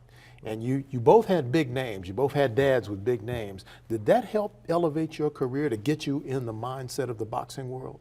Well, I believe it did. You know, all the pressure was on the both of us as being sons of two legendary champions such as Aaron Pryor Jr. and my dad, Cyclone Hart. It was just such a big thing for the boxing world because you had two sons, fathers that fought in that 15-round era. I had a lot of pressure on me just from my own father. I can imagine. You were talking about the fact that he was number 3, where you are now, right, and that he stopped short of chasing the championship. Right. Do you get a sense that he's put that on you? Yes, I think that's what he wanted me to take it further than he did. And he keeps saying that I got complacent when I was number 3, and I want you to take it further than I did, son. And that's the goal, to be champion now. You know, I got the number 3, now you number 3, but you're going to be the champion of the world. I'm not going to let you get civilized. But my dad, he always say, man, I want you to be better than me. I want you to be in the Boxing Hall of Fame. Now you got one fight ahead of you that determines who you fight for the championship, correct? Right. March 18th, I'll be fighting here in Philadelphia.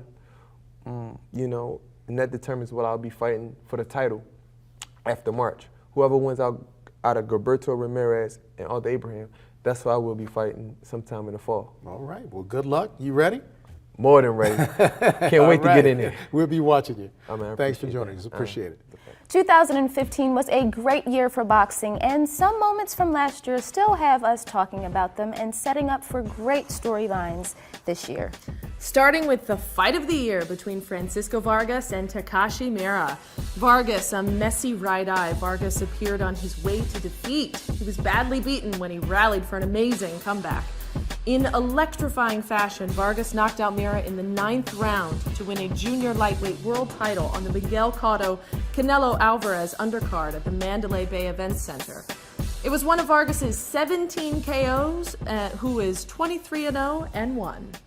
That was a great fight, but the best knockout of the year came during the Canelo-Kirkland match.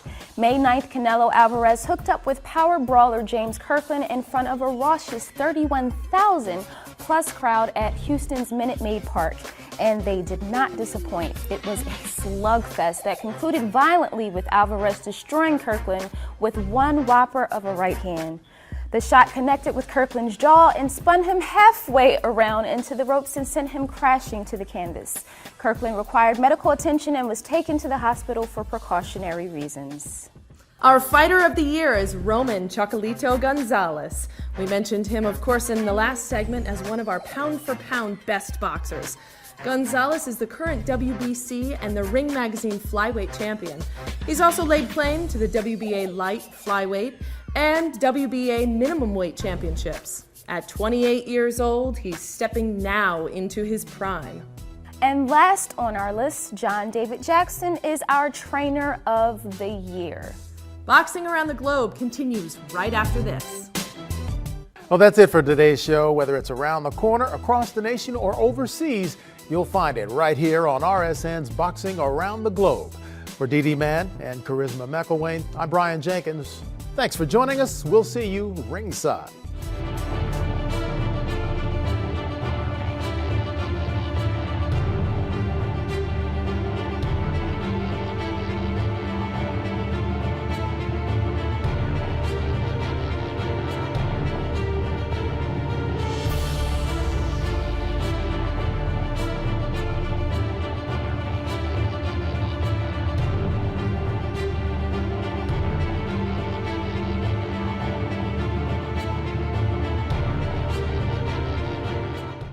This is Rich Quinones, host of Boxing Around the Globe. We break down the fights. We have analysts, experts. We always try to give you a little bit of an edge with some passion, some entertainment, some insight and knowledge. And that's why you have to keep it locked into Boxing Around the Globe, exclusively on the Ringside Network.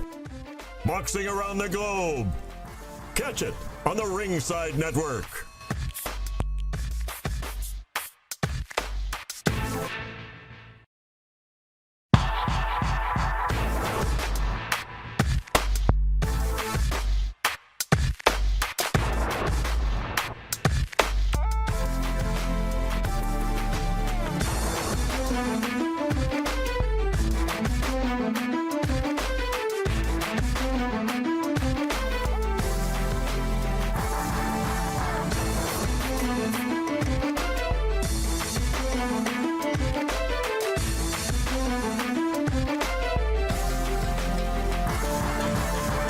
Welcome, boxing fans, to another edition of Boxing Around the Globe, exclusively on the Ringside Network, your ringside seat. I'm your host, Rich Quinones, and thanks so much for joining us. We are so happy to be able to be back in studio talking some boxing. We have a jam-packed show. Charisma McElwain will join us in a little bit. We'll get her thoughts on what's going on with female boxing, and I'm going to ask Charisma, are we going to finally get to see Wilder and Fury 3? That should be a great segment. Don't forget, too, later on in the program, our boxing expert, Alex Hamer, he's going to join us as him and I kind of go back and forth between rounds, and we break down Lopez and Lomachenko. That's slated for October 17th. We'll close it out with Alex's famous and sometimes controversial Top 10 that's presented by the aforementioned Ringside Network. So with that being said, let's get it underway. Our opening bell. Well, if you haven't seen boxing in a while, let alone sports, you know why. It's the COVID-19. We all had to deal with it. The pandemic halted all sports in the U.S. in March. From March until June, boxing took an 8 count but refused to be counted out. The boxing gods immediately went back to the drawing board to come up with some concrete solutions to a real problem. In walks Top Rank. They submit a 20-page proposal to the Nevada State Athletic Commission. The plan included all types of safety measures to protect the fighters and their trainers, which is a smart idea. The infamous bubble at the MGM Grand Center was created where all the fighters can be quarantined to make sure they were COVID-19 free before stepping back into the ring and giving the fans what we crave, some action. But no fans were allowed in the arena. We had to watch on TV. No press allowed. They had to do their due diligence and really watch and research and write up on these fights. And if you go back to June 9th, the first fight in the bubble was New York's Shakur Stevenson, who scored a scintillating, dominating 6-round knockout over Felix Caraballo. One of the boxers, we don't know who, told the Ringside Network that fighting in the bubble was almost like sparring, and it was something that a fighter would have to get used to. Looks like we're going to have to get used to this controlled environment, as well as the fighters and the fans, at least until the end of the year. All right, so one round is in the books. Keep it locked in here to Boxing Around the Globe right here on the Ringside Network. We're going to step aside. When we come back, our boxing expert, the knowledgeable Charisma McElwain, will give us a little insight on Fury and Wilder. Are we going to get them for the third time? We're going to talk a little female boxing with her as well. And as always, get social with us on Twitter at RSN_TV, hashtag Boxing Around the Globe. Because when we talk to Alex a little later on in the program, you are definitely want to go and have a little fun with him on social media when he presents his top 10 as we close out another edition of Boxing Around the Globe. Lace him up. We'll step aside. We'll come back right after this.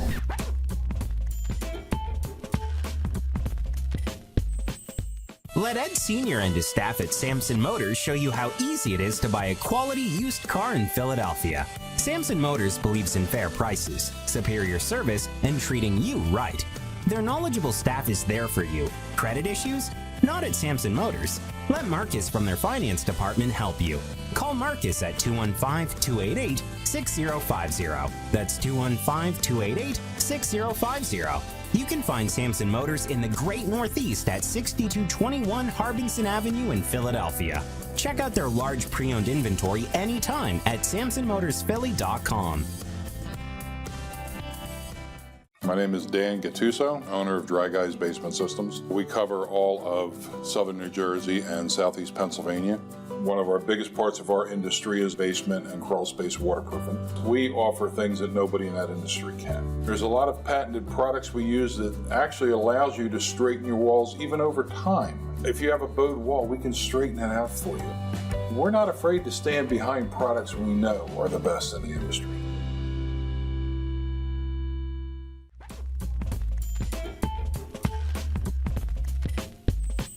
Welcome back, boxing fans, to this edition of Boxing Around the Globe, exclusively on the Ringside Network. And, of course, your ringside seat. I'm your host, Rich Quinones.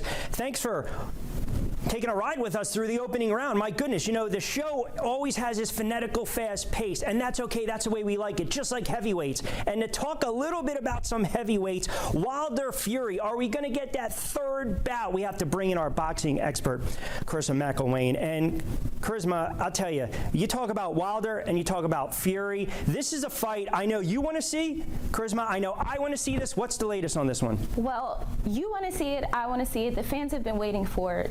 You might have to wait a little bit longer, though. The rematch that every fan has been anticipating, Fury versus Wilder 3, was planned initially for July 18th.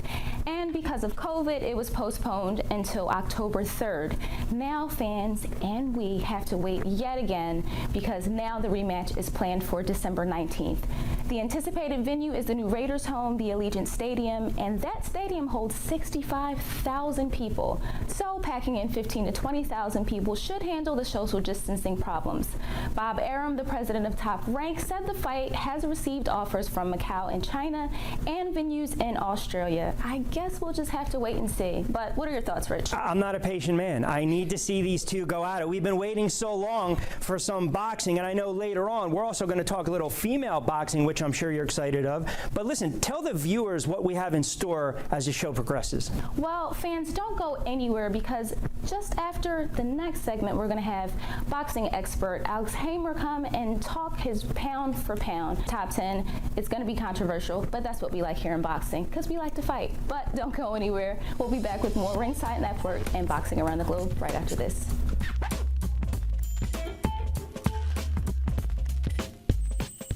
Let Ed Sr. and his staff at Samson Motors show you how easy it is to buy a quality used car in Philadelphia. Samson Motors believes in fair prices, superior service, and treating you right. Their knowledgeable staff is there for you. Credit issues? Not at Samson Motors. Let Marcus from their finance department help you. Call Marcus at 215-288-6050. That's 215-288-6050. You can find Samson Motors in the Great Northeast at 6221 Harbinson Avenue in Philadelphia. Check out their large pre-owned inventory anytime at SamsonMotorsPhilly.com.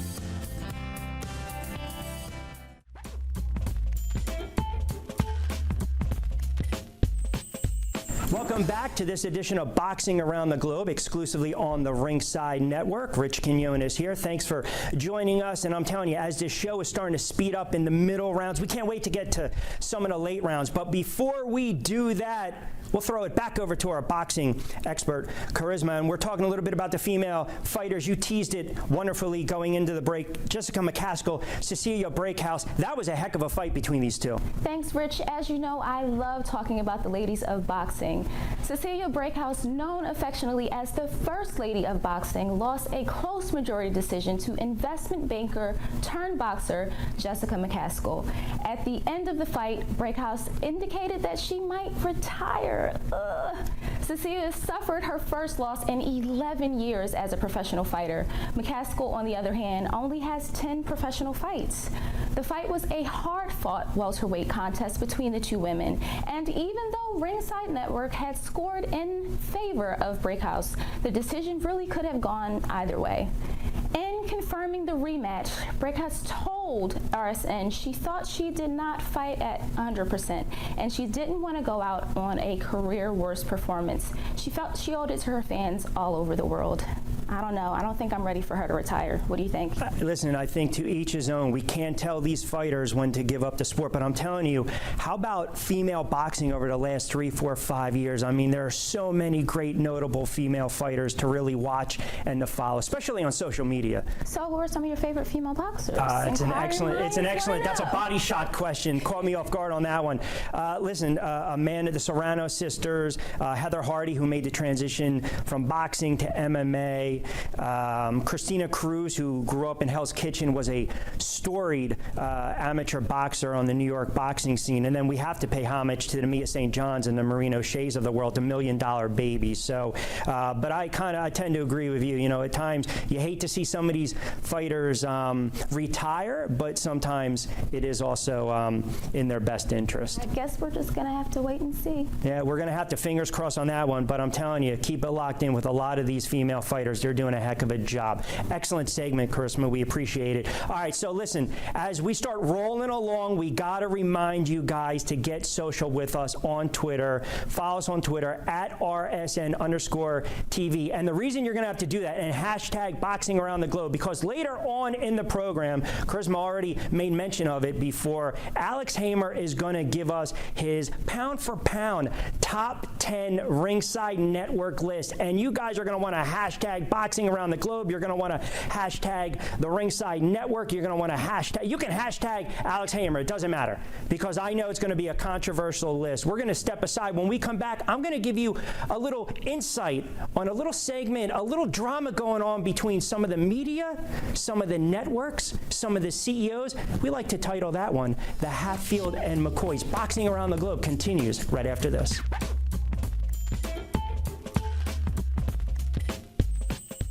My name is Dan Gattuso, owner of Dry Guys Basement Systems. We cover all of southern New Jersey and southeast Pennsylvania. One of our biggest parts of our industry is basement and crawl space waterproofing. We offer things that nobody in that industry can. There's a lot of patented products we use that actually allows you to straighten your walls even over time. If you have a bowed wall, we can straighten it out for you. We're not afraid to stand behind products we know are the best in the industry. Let Ed Sr. and his staff at Samson Motors show you how easy it is to buy a quality used car in Philadelphia. Samson Motors believes in fair prices, superior service, and treating you right. Their knowledgeable staff is there for you. Credit issues? Not at Samson Motors. Let Marcus from their finance department help you. Call Marcus at 215-288-6050. That's 215-288-6050. You can find Samson Motors in the Great Northeast at 6221 Harbinson Avenue in Philadelphia. Check out their large pre-owned inventory anytime at SamsonMotorsPhilly.com.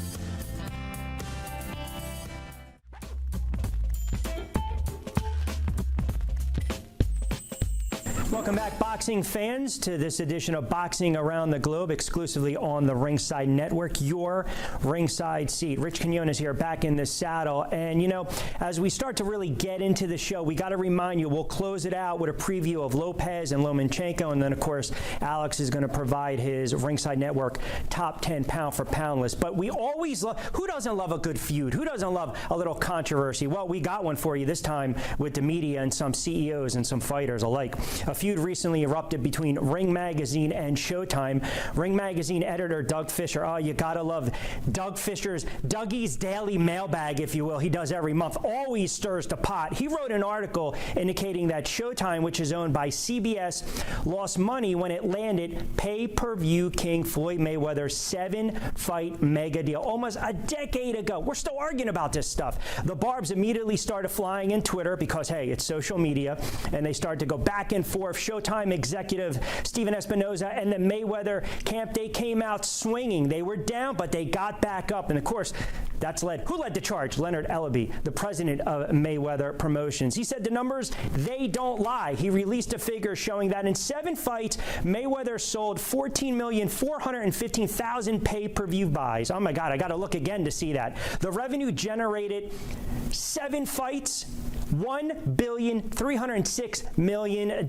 So just absorb that number for a second. Unbelievable. Do not expect this feud to stop anytime soon. This is the power of social media. And I think at the end of the day, Floyd, he still wants to remain the king of pay-per-view. Well, we're the king, if we like to think so, when it comes to the inside track on everything that's going on in the world of boxing. So keep it locked in, because when we come back, our boxing expert, Alex Hamer, will break down an exclusive with Alex. He'll break down Lopez, Lomachenko, October 17th. Belts on the line, careers on the line, money on the line. We're going to get his thoughts as Boxing Around the Globe continues right here on the Ringside Network, your ringside seat.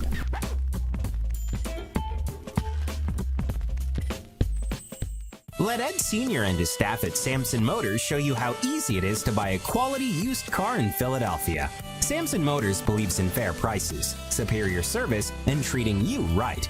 Their knowledgeable staff is there for you. Credit issues? Not at Samson Motors. Let Marcus from their finance department help you. Call Marcus at 215-288-6050. That's 215-288-6050. You can find Samson Motors in the Great Northeast at 6221 Harbinson Avenue in Philadelphia.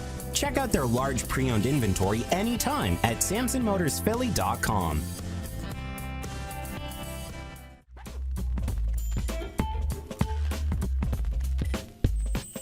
Welcome back, everyone, to Boxing Around the Globe, exclusively on the Ringside Network. Rich Quinones here again. And as we start to look ahead to the boxing calendar, we're happy about this next fight coming up October 17th, Vasily Lomachenko against Teofimo Lopez. A lot of belts on the line, and help us handicap it, break it down from an analyst standpoint, our boxing expert, Alex Hamer. And Alex, it's great for you to join us on this edition of Boxing Around the Globe. And this is going to be a heck of a fight October 17th. Absolutely, Rich. And we are looking forward to October 17th out in Las Vegas at the MGM Conference Center. Bob Arum indicated from Top Rank that there will be fans in attendance, but most importantly, the press will be allowed to attend, and we hope to be among them. But let's get to the fight. Teofimo Lopez and Vasily Lomachenko. This is so interesting. The records, respectively, are Vasily Lomachenko is 14-1. Teofimo Lopez is 15-0. But don't let the records fool you, okay? Not a lot of fights, but let me talk about Lomachenko first. The Russian won 2 consecutive gold medals in 2008 Olympics and the 2012 Olympics. He had 400 amateur fights. Let me repeat that. 400 amateur fights, and his record was 399-1. He fought 400 times and only lost 1 fight. His nickname is High Tech, okay? And he's truly a genius in the ring and a sight to behold. Let me talk about the new kid on the block, Lopez. He has all the swagger that you want to see, okay? He's boisterous, he's good, and he's strong. He hits like a bull, and he comes to fight. So this, I see, is my candidate fight of the year. I expect no less out in Las Vegas, Rich, for the bombs to flow on October 17th in Las Vegas with Vasily Lomachenko, the Russian gold medalist, versus the upstart Teofimo Lopez. And you mentioned in Lomachenko, the Ukrainian southpaw, as you mentioned and indicate his record 14-1. They both have knockout power between them, 22 combined in their careers. Lomachenko suffers an early loss in his career to Salido, but now he's ripped off 13. And I like what you said about Lopez.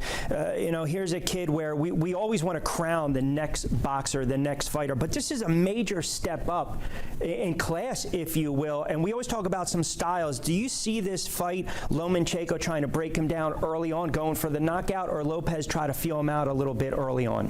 That's an excellent question, Rich. I don't see Lomachenko necessarily trying to feel him out. I think they're going to come, and see what everyone has in the beginning. They're coming to test each other out. As they say in the boxing world, I'm trying to see you, okay? And they're going to come early and test the waters. Let me give you an example. When Lopez won his title from the kid from Ghana, he came right out in the first ring, no feeling out. He came out to test him, and that's what he did, and I think that's what he'll do to Vasyl Lomachenko as well. Yeah, IBF, WBO titles on the line, and again, not a bad payday, $2 million for Lopez, 2.7 for Lomachenko. So, the incentive is right there with the purse per se, but it is going to be highlighted as a marquee fight to get boxing back. This is a marquee fight. The strange thing is going to be shown on ESPN rather than pay-per-view because of the climate, the COVID-19. It's going to be on ESPN and not pay-per-view. So millions more people, Rich, will get to see this fight as it comes down on October 17th. All right, excellent breakdown. Don't go anywhere. We're going to need you in a little bit when we come back. We're going to step aside. Great segment, as always, with Alex Hamer. When we come back, Alex will present the Ringside Network, his top 10. These are his top 10. So you know what? If you guys disagree with him, you can get on him on social media, and you know what? He'll respond, and he'll tell you exactly why he chose the Ringside Network's pound for pound top 10. Keep it locked in as we close out another edition of Boxing Around the Globe right after this.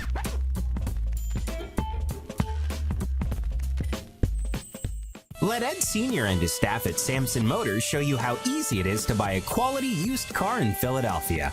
Samson Motors believes in fair prices, superior service, and treating you right. Their knowledgeable staff is there for you. Credit issues? Not at Samson Motors. Let Marcus from their finance department help you. Call Marcus at 215-288-6050. That's 215-288-6050. You can find Samson Motors in the Great Northeast at 6221 Harbinson Avenue in Philadelphia. Check out their large pre-owned inventory anytime at SamsonMotorsPhilly.com.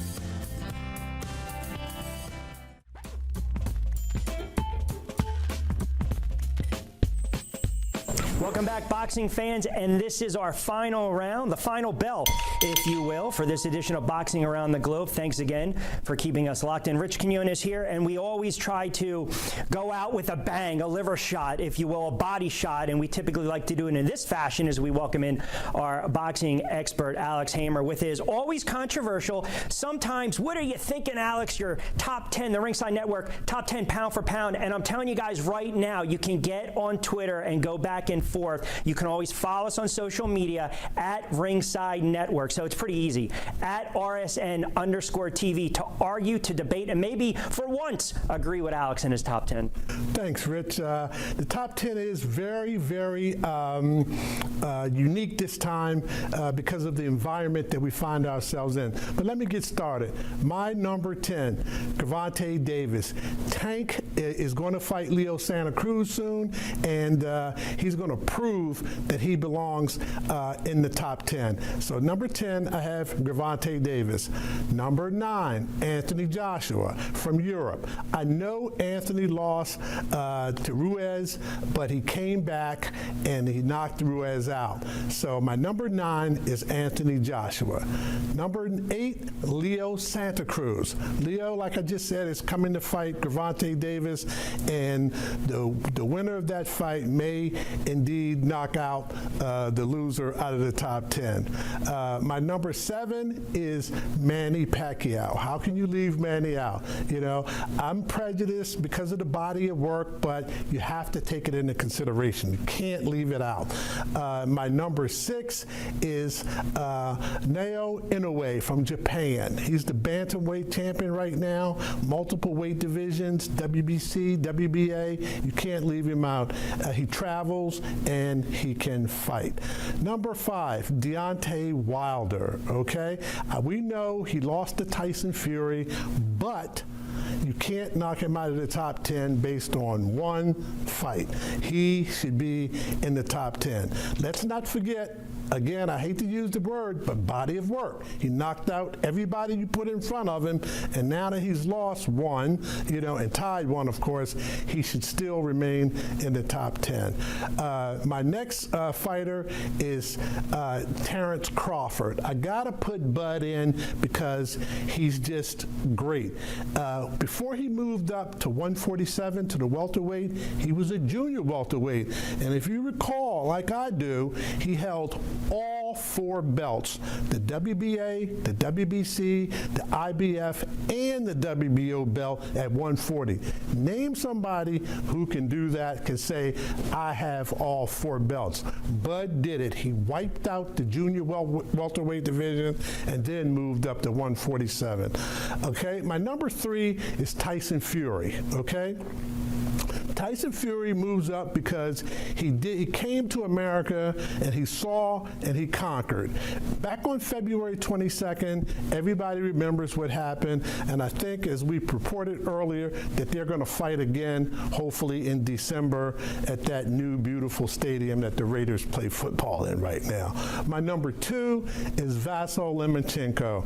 We already indicated that fight is going to be with Lopez, my candidate for Fight of the Year. So Vasyl Lomachenko I have as number 2. Now, drum roll, number 1, Canelo Alvarez. No, his lawyer didn't call me up and say, you better put him in there or he'll sue me like he's suing Oscar De La Hoya and Golden Boy and DAZN. But here's my pick for number 1. Canelo was a no-brainer to me. His last fight, Canelo went up from 160 pounds to 175 pounds, all the way up to light heavyweight division, and knocked out Sergey Kovalev, the hard-hitting Russian, which placed him pound for pound as my number 1 boxer for this segment.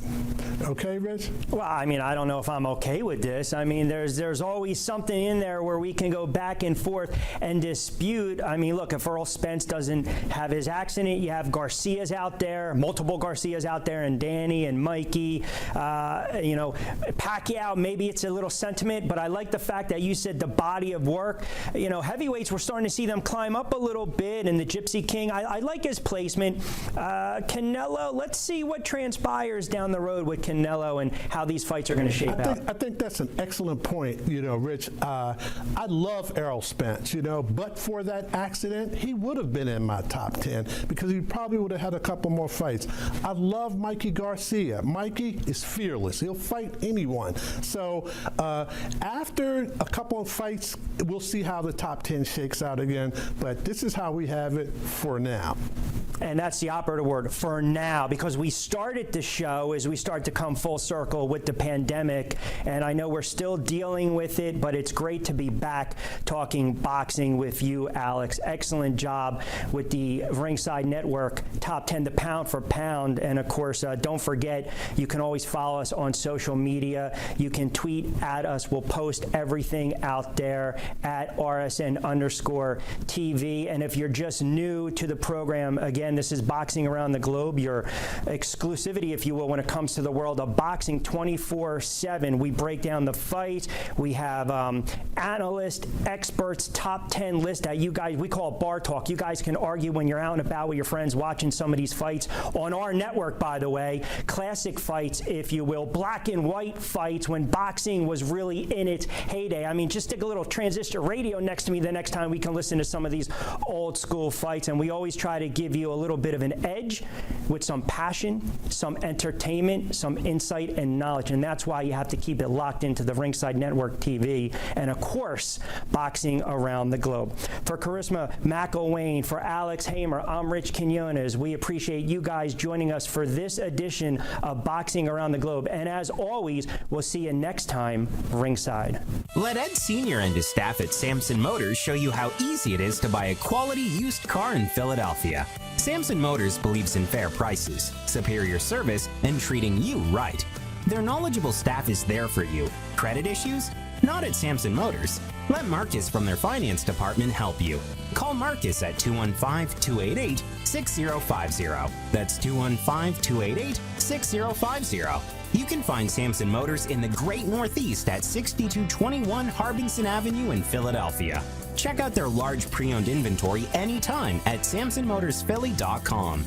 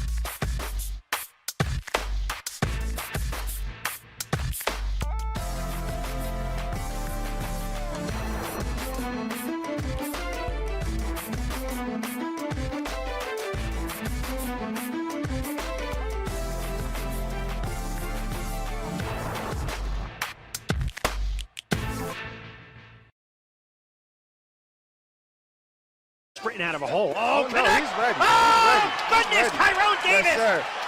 Yes, with sir. a left and then a right. And I don't think this Connects. guy is getting up. Oh, Davis floors Wharf. And that's it. It's waved off. That's it. Tyrone Davis, welcome to boxing. Welcome back, everyone, to GFL.TV and Comcast Sportsnet. Rich Quinones ringside with a special guest, Frankie Santos de Alba. All right, welcome back, everyone, inside the Rosecroft Raceway. Ringside, Rich Quinones with my broadcast partner, Gary Digital Williams. When it was all said and done, we saw some early stoppages, we saw some knockouts, we saw some fights go the distance. Welcome, everyone, to Against the Ropes. I'm Rich Quinones. On location in gorgeous Gatineau, Quebec. We are live at the Crown Plaza Hotel. There's no way they should allow this to continue. Sean Clark's going to give him the count. There's no 3-down knockdown rule. There's no standing 8. Osnell Charles has absorbed a lot of punishment tonight, Ron. I am very surprised. Clark is one of the best in the business. He's watching Osnell Charles. He's got to show him something. Alba with a left, then another right. Alba again. He's going to stop Oh, it. that's going to be it. And it's over. It's all over. Oh, my goodness. Welcome to Pennsylvania, boxing fans. A couple moments of first all-pro female card in North American history will take place right here, maybe about 15 or so yards away from us. Jermaine Thomas joins us, Rosie joins us for a couple moments. Oh, what a left! Oh, Stalfer goes down and pops right back up. He is definitely dazed. Paisley, vicious left, Ron. Beautifully done by Paisley. Some would say, well, did you really dream this? Did you really see this coming? I visualized it every day in the prison cell, man. That is surprising. Well, Cartagena now smelling blood. Snaps that jab, goes in with a downstairs, now a left. Working Cartagena. over Miguel Robles. Oh, goodness! Cartagena caught him again. Oh, mercy! Don't know if he's getting up. These guys, I'm going to tell you, Robles was throwing shots that had they connected, it would have been trouble for Cartagena. He just couldn't connect. I think the bottom line is I thought this was going to be the test for Miguel Cartagena. Soto off balance in round number 5. Harrison with a left and then another left. Going for a right. Soto goes down. Soto goes down again. A vicious right, and that might be the night of Eddie Soto. Oh, he's going to have a hard time getting up. That's it. It's over. Oh, it's over. This is Rich Quinones, host of Boxing Around the Globe. We break down the fight. We have analysts, experts. We always try to give you a little bit of an edge with some passion, some entertainment, some insight and knowledge. And that's why you have to keep it locked into Boxing Around the Globe, exclusively on the Ringside Network. Boxing Around the Globe. Catch it on the Ringside Network.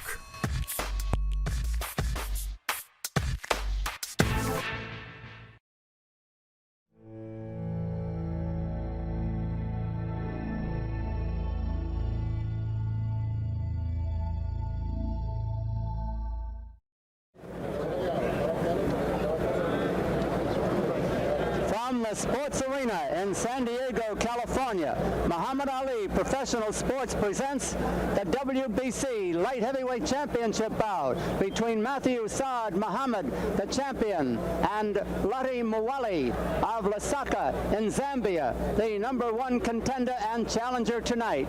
Good evening, everyone. I'm Don Dunphy speaking to you from ringside. With me, of course, is the former welterweight champion of the world, Carlos Palomino. That's right, and I think we're going to have a great fight tonight. Saad Muhammad is one of the best punchers that I've seen in that division, and he's going against the #1 contender, so I think it's going to be one very good fight. And also working with us, the very sportsmanlike and very beautiful Jane Kennedy. Jane? Hi, how you doing? You know, I was noticing, and they might be able to pick it up when they look at the monitors and look at the pictures that we have here.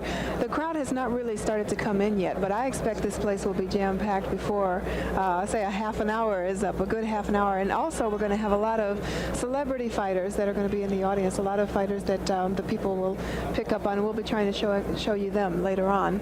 They'll be intermixed throughout the crowd. Wonderful. Incidentally, while we have a moment and we're waiting for the contenders in the main event to put in an appearance, I'd like to bring you up to date on the scoring of the bout tonight. This bout will, while it's in California, the championship bout will be fought under the rules of the World Boxing Council, the WBC, and the scoring will be the 10-point must. 10 points to the winner of a round, 9 or less to the loser, and by 2 judges and the referee. There will be a mandatory 8 count. However, there will not be a 3 knockdown rule. That is up to the judgment of the referee. A man can be knocked down 3, 4, 5, or only once, and the referee has the authority to decide whether or not that man is fit to continue. And also, a man cannot be saved by the ringing of the bell except in the last round.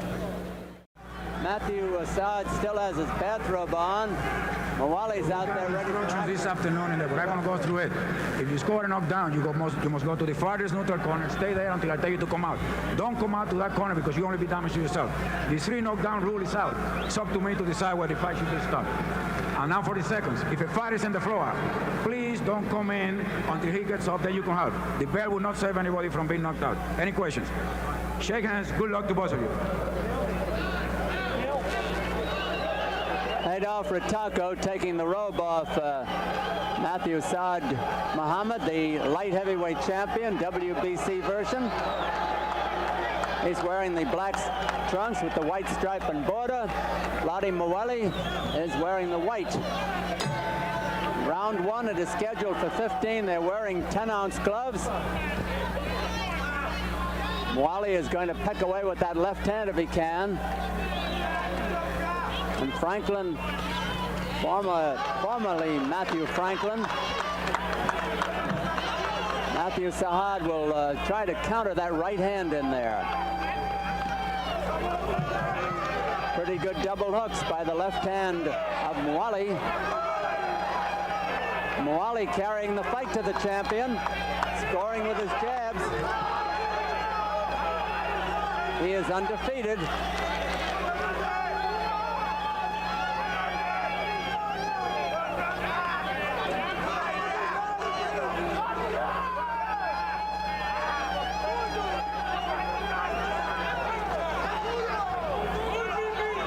Champion hasn't gotten his rhythm yet. The challenger has gotten off good with 2 minutes left in round 1.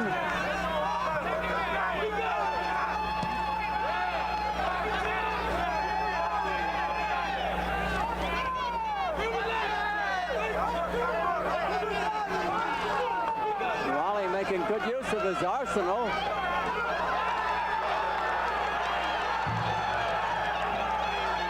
Many Zambians here, but they're making a lot of noise.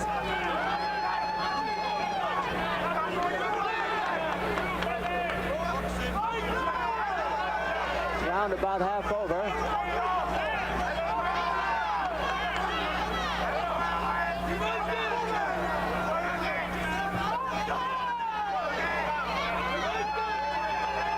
So far, it's been a good round for the challenger.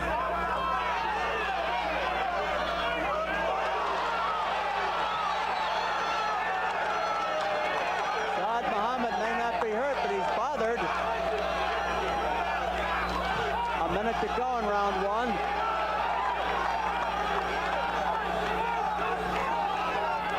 Mawali is undefeated in 21 bouts.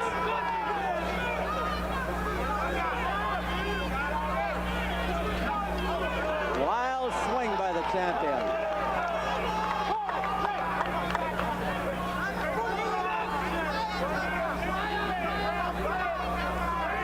About half a minute to go. Muhammad trying to set up the challenger who moves. He's got good mobility, hasn't he, Carlos? Yes, he does. It's very surprising. He's been using a very good left hand and throwing his combinations behind his jab and moving well. Only seconds to go in round one. Champion very wild and maybe over anxious. And he may have hurt the challenger with that left hook. There's the bell. Best punch of the round was scored at the end, Jane.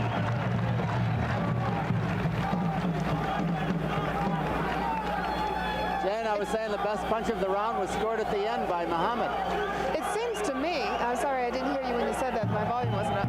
It seems to me that Lottie has come in here really prepared to fight this fight. He has done a lot of studying, I think, and he knows exactly what he wants to do. He came in, he didn't feel them out. He knew what punches he wanted to put in there, and it seems that he stuck with that plan throughout the round, and he has a definite plan for this entire fight. There we see the corner of the champion. Milt Bailey on the left, Sam Solomon in the center, and Adolf Ritako on the right. And while he didn't have a good round, Muhammad seems in good humor. He was smiling in there. Yeah, he came into that like he was staring down just when the referee was giving them information, but he had a big smile on his face just before that. Round two, it's scheduled for 15, presented by Muhammad Ali Professional Sports from the Sports Arena in San Diego, California. Now let us see what effect mentally that left hook that the champion scored at the end of the round has on the challenger. He was very aggressive. Will he continue to be? Yeah, started out very aggressively.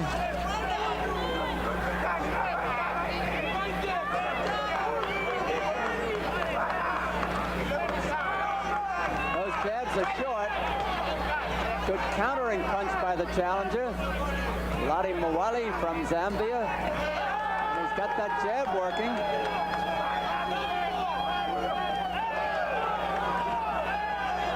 Mawali is keeping the champion off balance.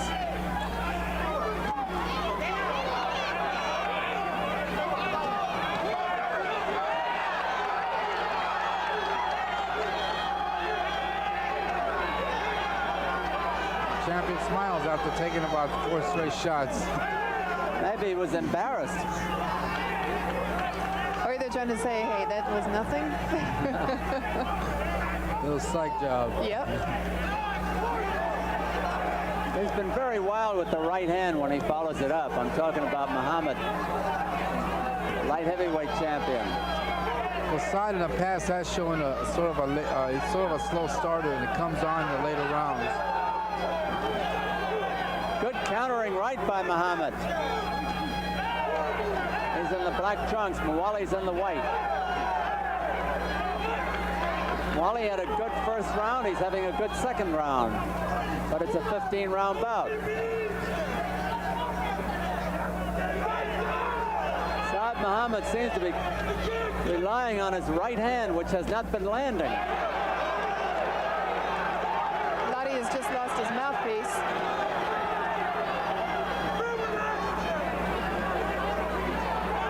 Apparently the referee doesn't see it, Jane. It's just laying there. Now it's picked up. Good defensive work by Mawali. Yes, sir. He's got very good eyes. You can see those punches. And he's making a fight of it. Half a minute to go in the round. And it's very dangerous right now. He's in there with a lot of mouthpiece. He could lose some teeth. And dentists are expensive these days. That's right. He has such a pleasant look on his face. It looks like he is really enjoying this fight. You mean Mawali? Mawali, yes. So far, he has something to smile about. He's done a good job in these 2 rounds. There's the bell. There's some action from the last round. There's a good right hand from Mawali. This is from Follows the top. it up, left hook, uppercut. his punches in bunches, which is what you have to do against someone like Saad Muhammad. He's very strong and he keeps coming at you. And most of his punches are connecting. There's been very few that missed. You know, Jane and Carlos, an interesting thing about Mawali, he was on 2 Olympic teams, the Zambian teams in 1972 at Munich, and the team at 1976 in Montreal, and he didn't fight once. At Munich, he turned up overweight, and he was getting ready to fight in Montreal when the whole African delegation walked out. That's right, they did. Round 3. He's got himself a fight tonight. Indeed, yes. Matthew Saad Muhammad, the WBC light heavyweight champion, defending in the black trunks with the white stripe and border. Ladi Mawala from Zambia in the white stripes.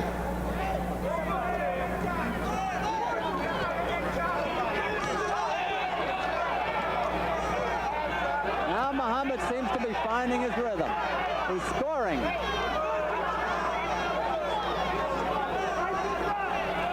Landing a tremendous left hook to the body, but I know he's going to take its toll in the later rounds. And he's trying to get that guard down.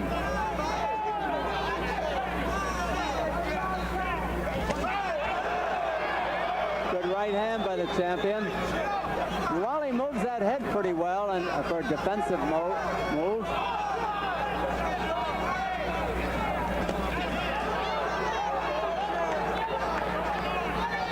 2 minutes left in round 3. Now the champion is taking charge.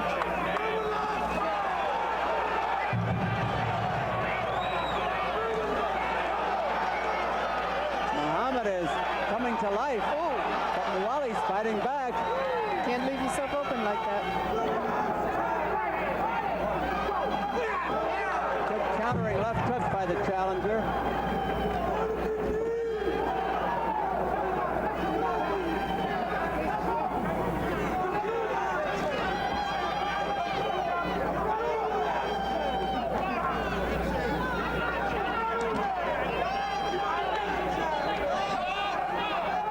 Neither of these young men has ever been knocked out, and Mawali is undefeated.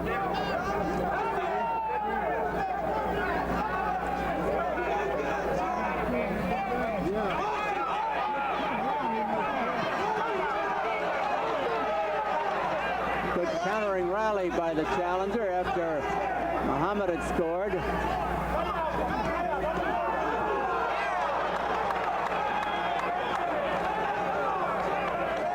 Carlos, I don't know why, but Muhammad got off well here and he's lost his momentum. Yes, he had. Mawali just started coming back, landed some good punches, and he lost that momentum. Took some good shots to the head. Time running out in the round and the lower. That one got him in trouble.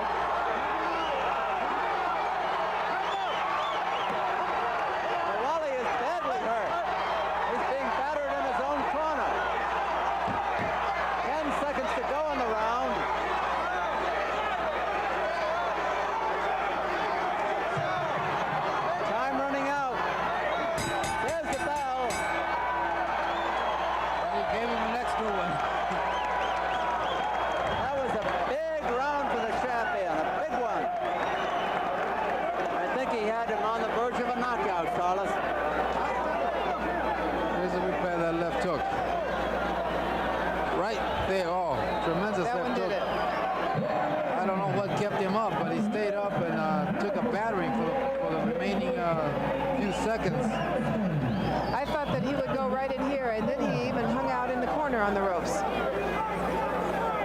You can see in the beginning of this round that Saad was making his move. He's physically much stronger than Wobbly.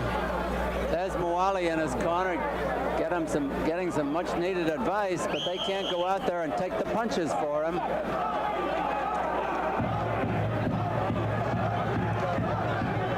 Coming up to round 4 for the WBC Light Heavyweight Championship. Saad Muhammad of Philadelphia, the champion in the black trunks. Ladi Mawali, who has never lost a fight in 21 outings, is in the white trunks. He's the challenger from Zambia. And took an awful battering in the last minute of round 3. He seems to be starting this round gone out more defensively than he started the other rounds also. Well, I think he's a bit worried, Jane. A little gun shy after that left hook he took the last round.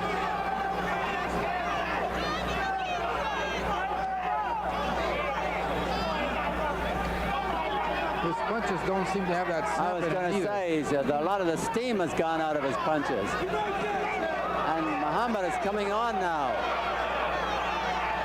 At the moment, it's a question of how far it will go. Oh, that right hand. 2 minutes left in the round. Back in his own corner with his back to the ropes is Mawali. This time he fights his way out. Muhammad is mixing his punches well, head and body. But he's still wild with that right hand, over anxious.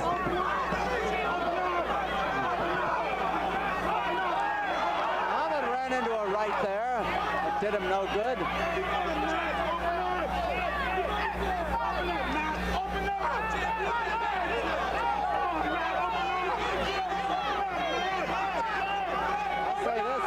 Carlos and Jan Mawali's making a game effort.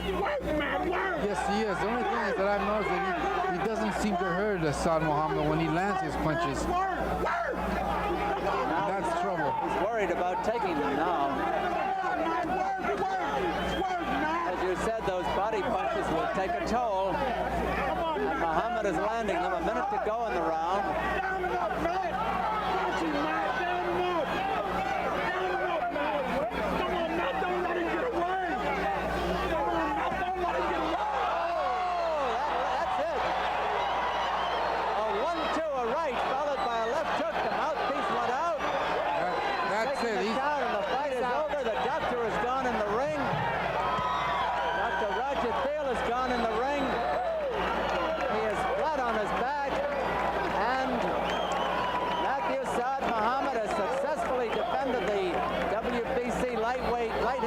Title for the 5th time.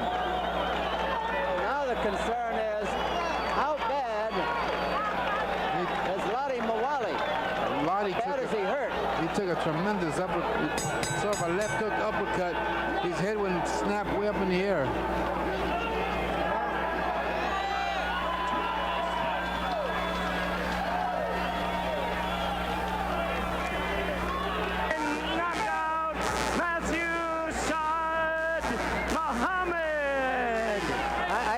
Time. Did you, Carlos? I couldn't hear the time either. There's so much noise. But Mawali is up now, being taken to his corner. Seems to Dr. be Roger. And here's the action. There's a jab, a right hand that set up that uppercut, left hook. Came straight up the middle. That's it right there. See how far the head goes back. That's a bad knockout because his legs were under him and went straight back. But he seems to be okay, and that's as clean. Muhammad with the championship belt. It's his for a while. He's won 15 in a row since he was defeated by Eddie Gregory, now Mustafa Muhammad.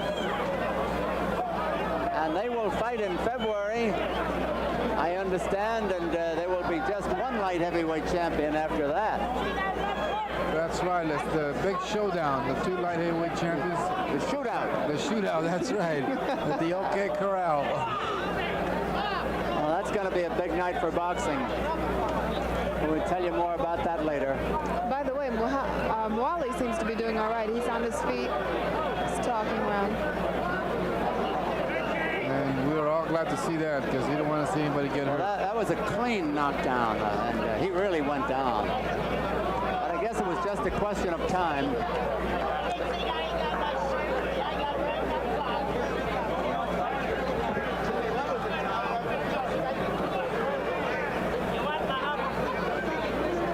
Jimmy Lennon, a very fine announcer, the ring announcer, has given us the time, 2 minutes and 25 seconds of the 4th round. Mawali won the first 2 rounds.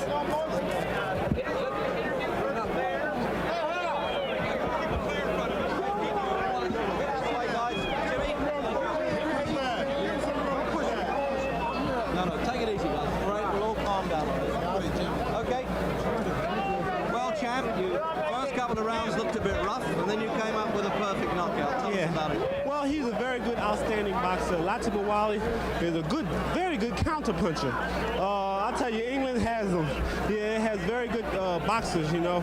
But as always, I'm always in condition. I told you that I would be in the best of condition for this fight.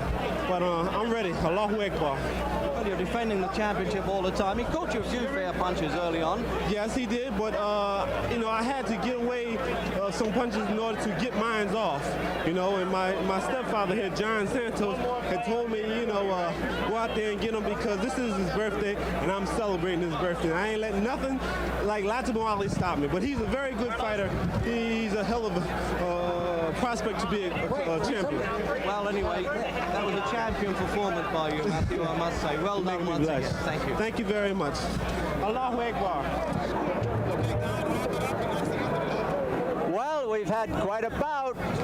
Latimer Wally, formerly undefeated from Luzaki, Zambia, 172.5, endeavored to take the WBC light heavyweight title from Matthew Saad Muhammad of Philadelphia, 175, and he did very well, winning the first 2 rounds, but Muhammad came on in the 3rd round at the bell. He gave him a beating, and then in the 4th round, as you saw, he knocked him out.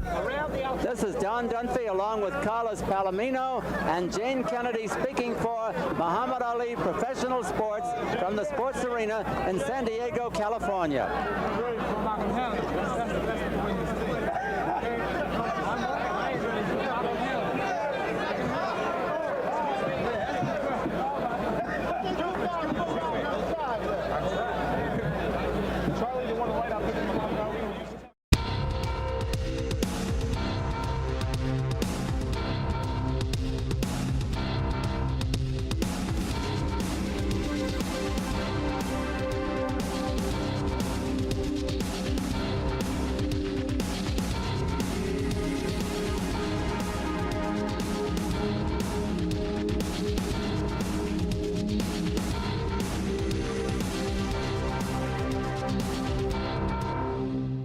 Sprinting out of a hole. Oh, no, he's ready. Oh, He's goodness, ready. Tyrone Davis. Yes, sir.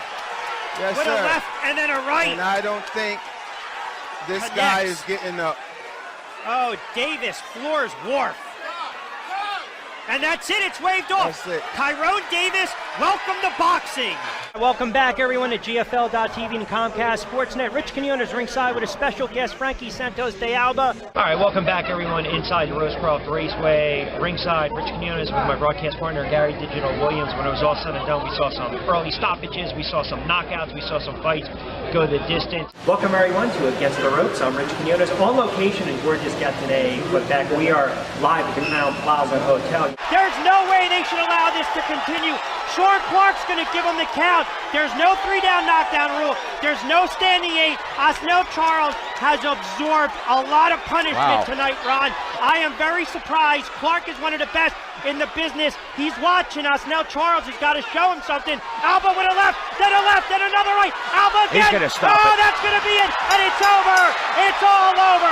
Oh, my goodness. Welcome to Pennsylvania, boxing fans. A couple moments of first all-pro female card in North American history will take place right here, maybe about 15 or so yards away from us. Jermaine Thomas joins us, Rosie joins us for a couple moments. Oh, what a left! Oh, Stalker goes down and pops right back up. He is definitely dazed. Paisley, vicious left, Ron. Beautifully done by Paisley. Some would say, well, did you really dream this? Did you really see this coming? I visualized it every day in the prison cell, man. That is surprising. Well, Cartagena now smelling blood. Snaps that jab, goes in with a downstairs, now a left. Working over Miguel Robles. Oh, goodness! Cartagena caught him again. Oh, mercy! Don't know if he's getting up. These guys, I'm going to tell you, Robles was throwing shots that had they connected, it would have been trouble for Cartagena. He just couldn't connect.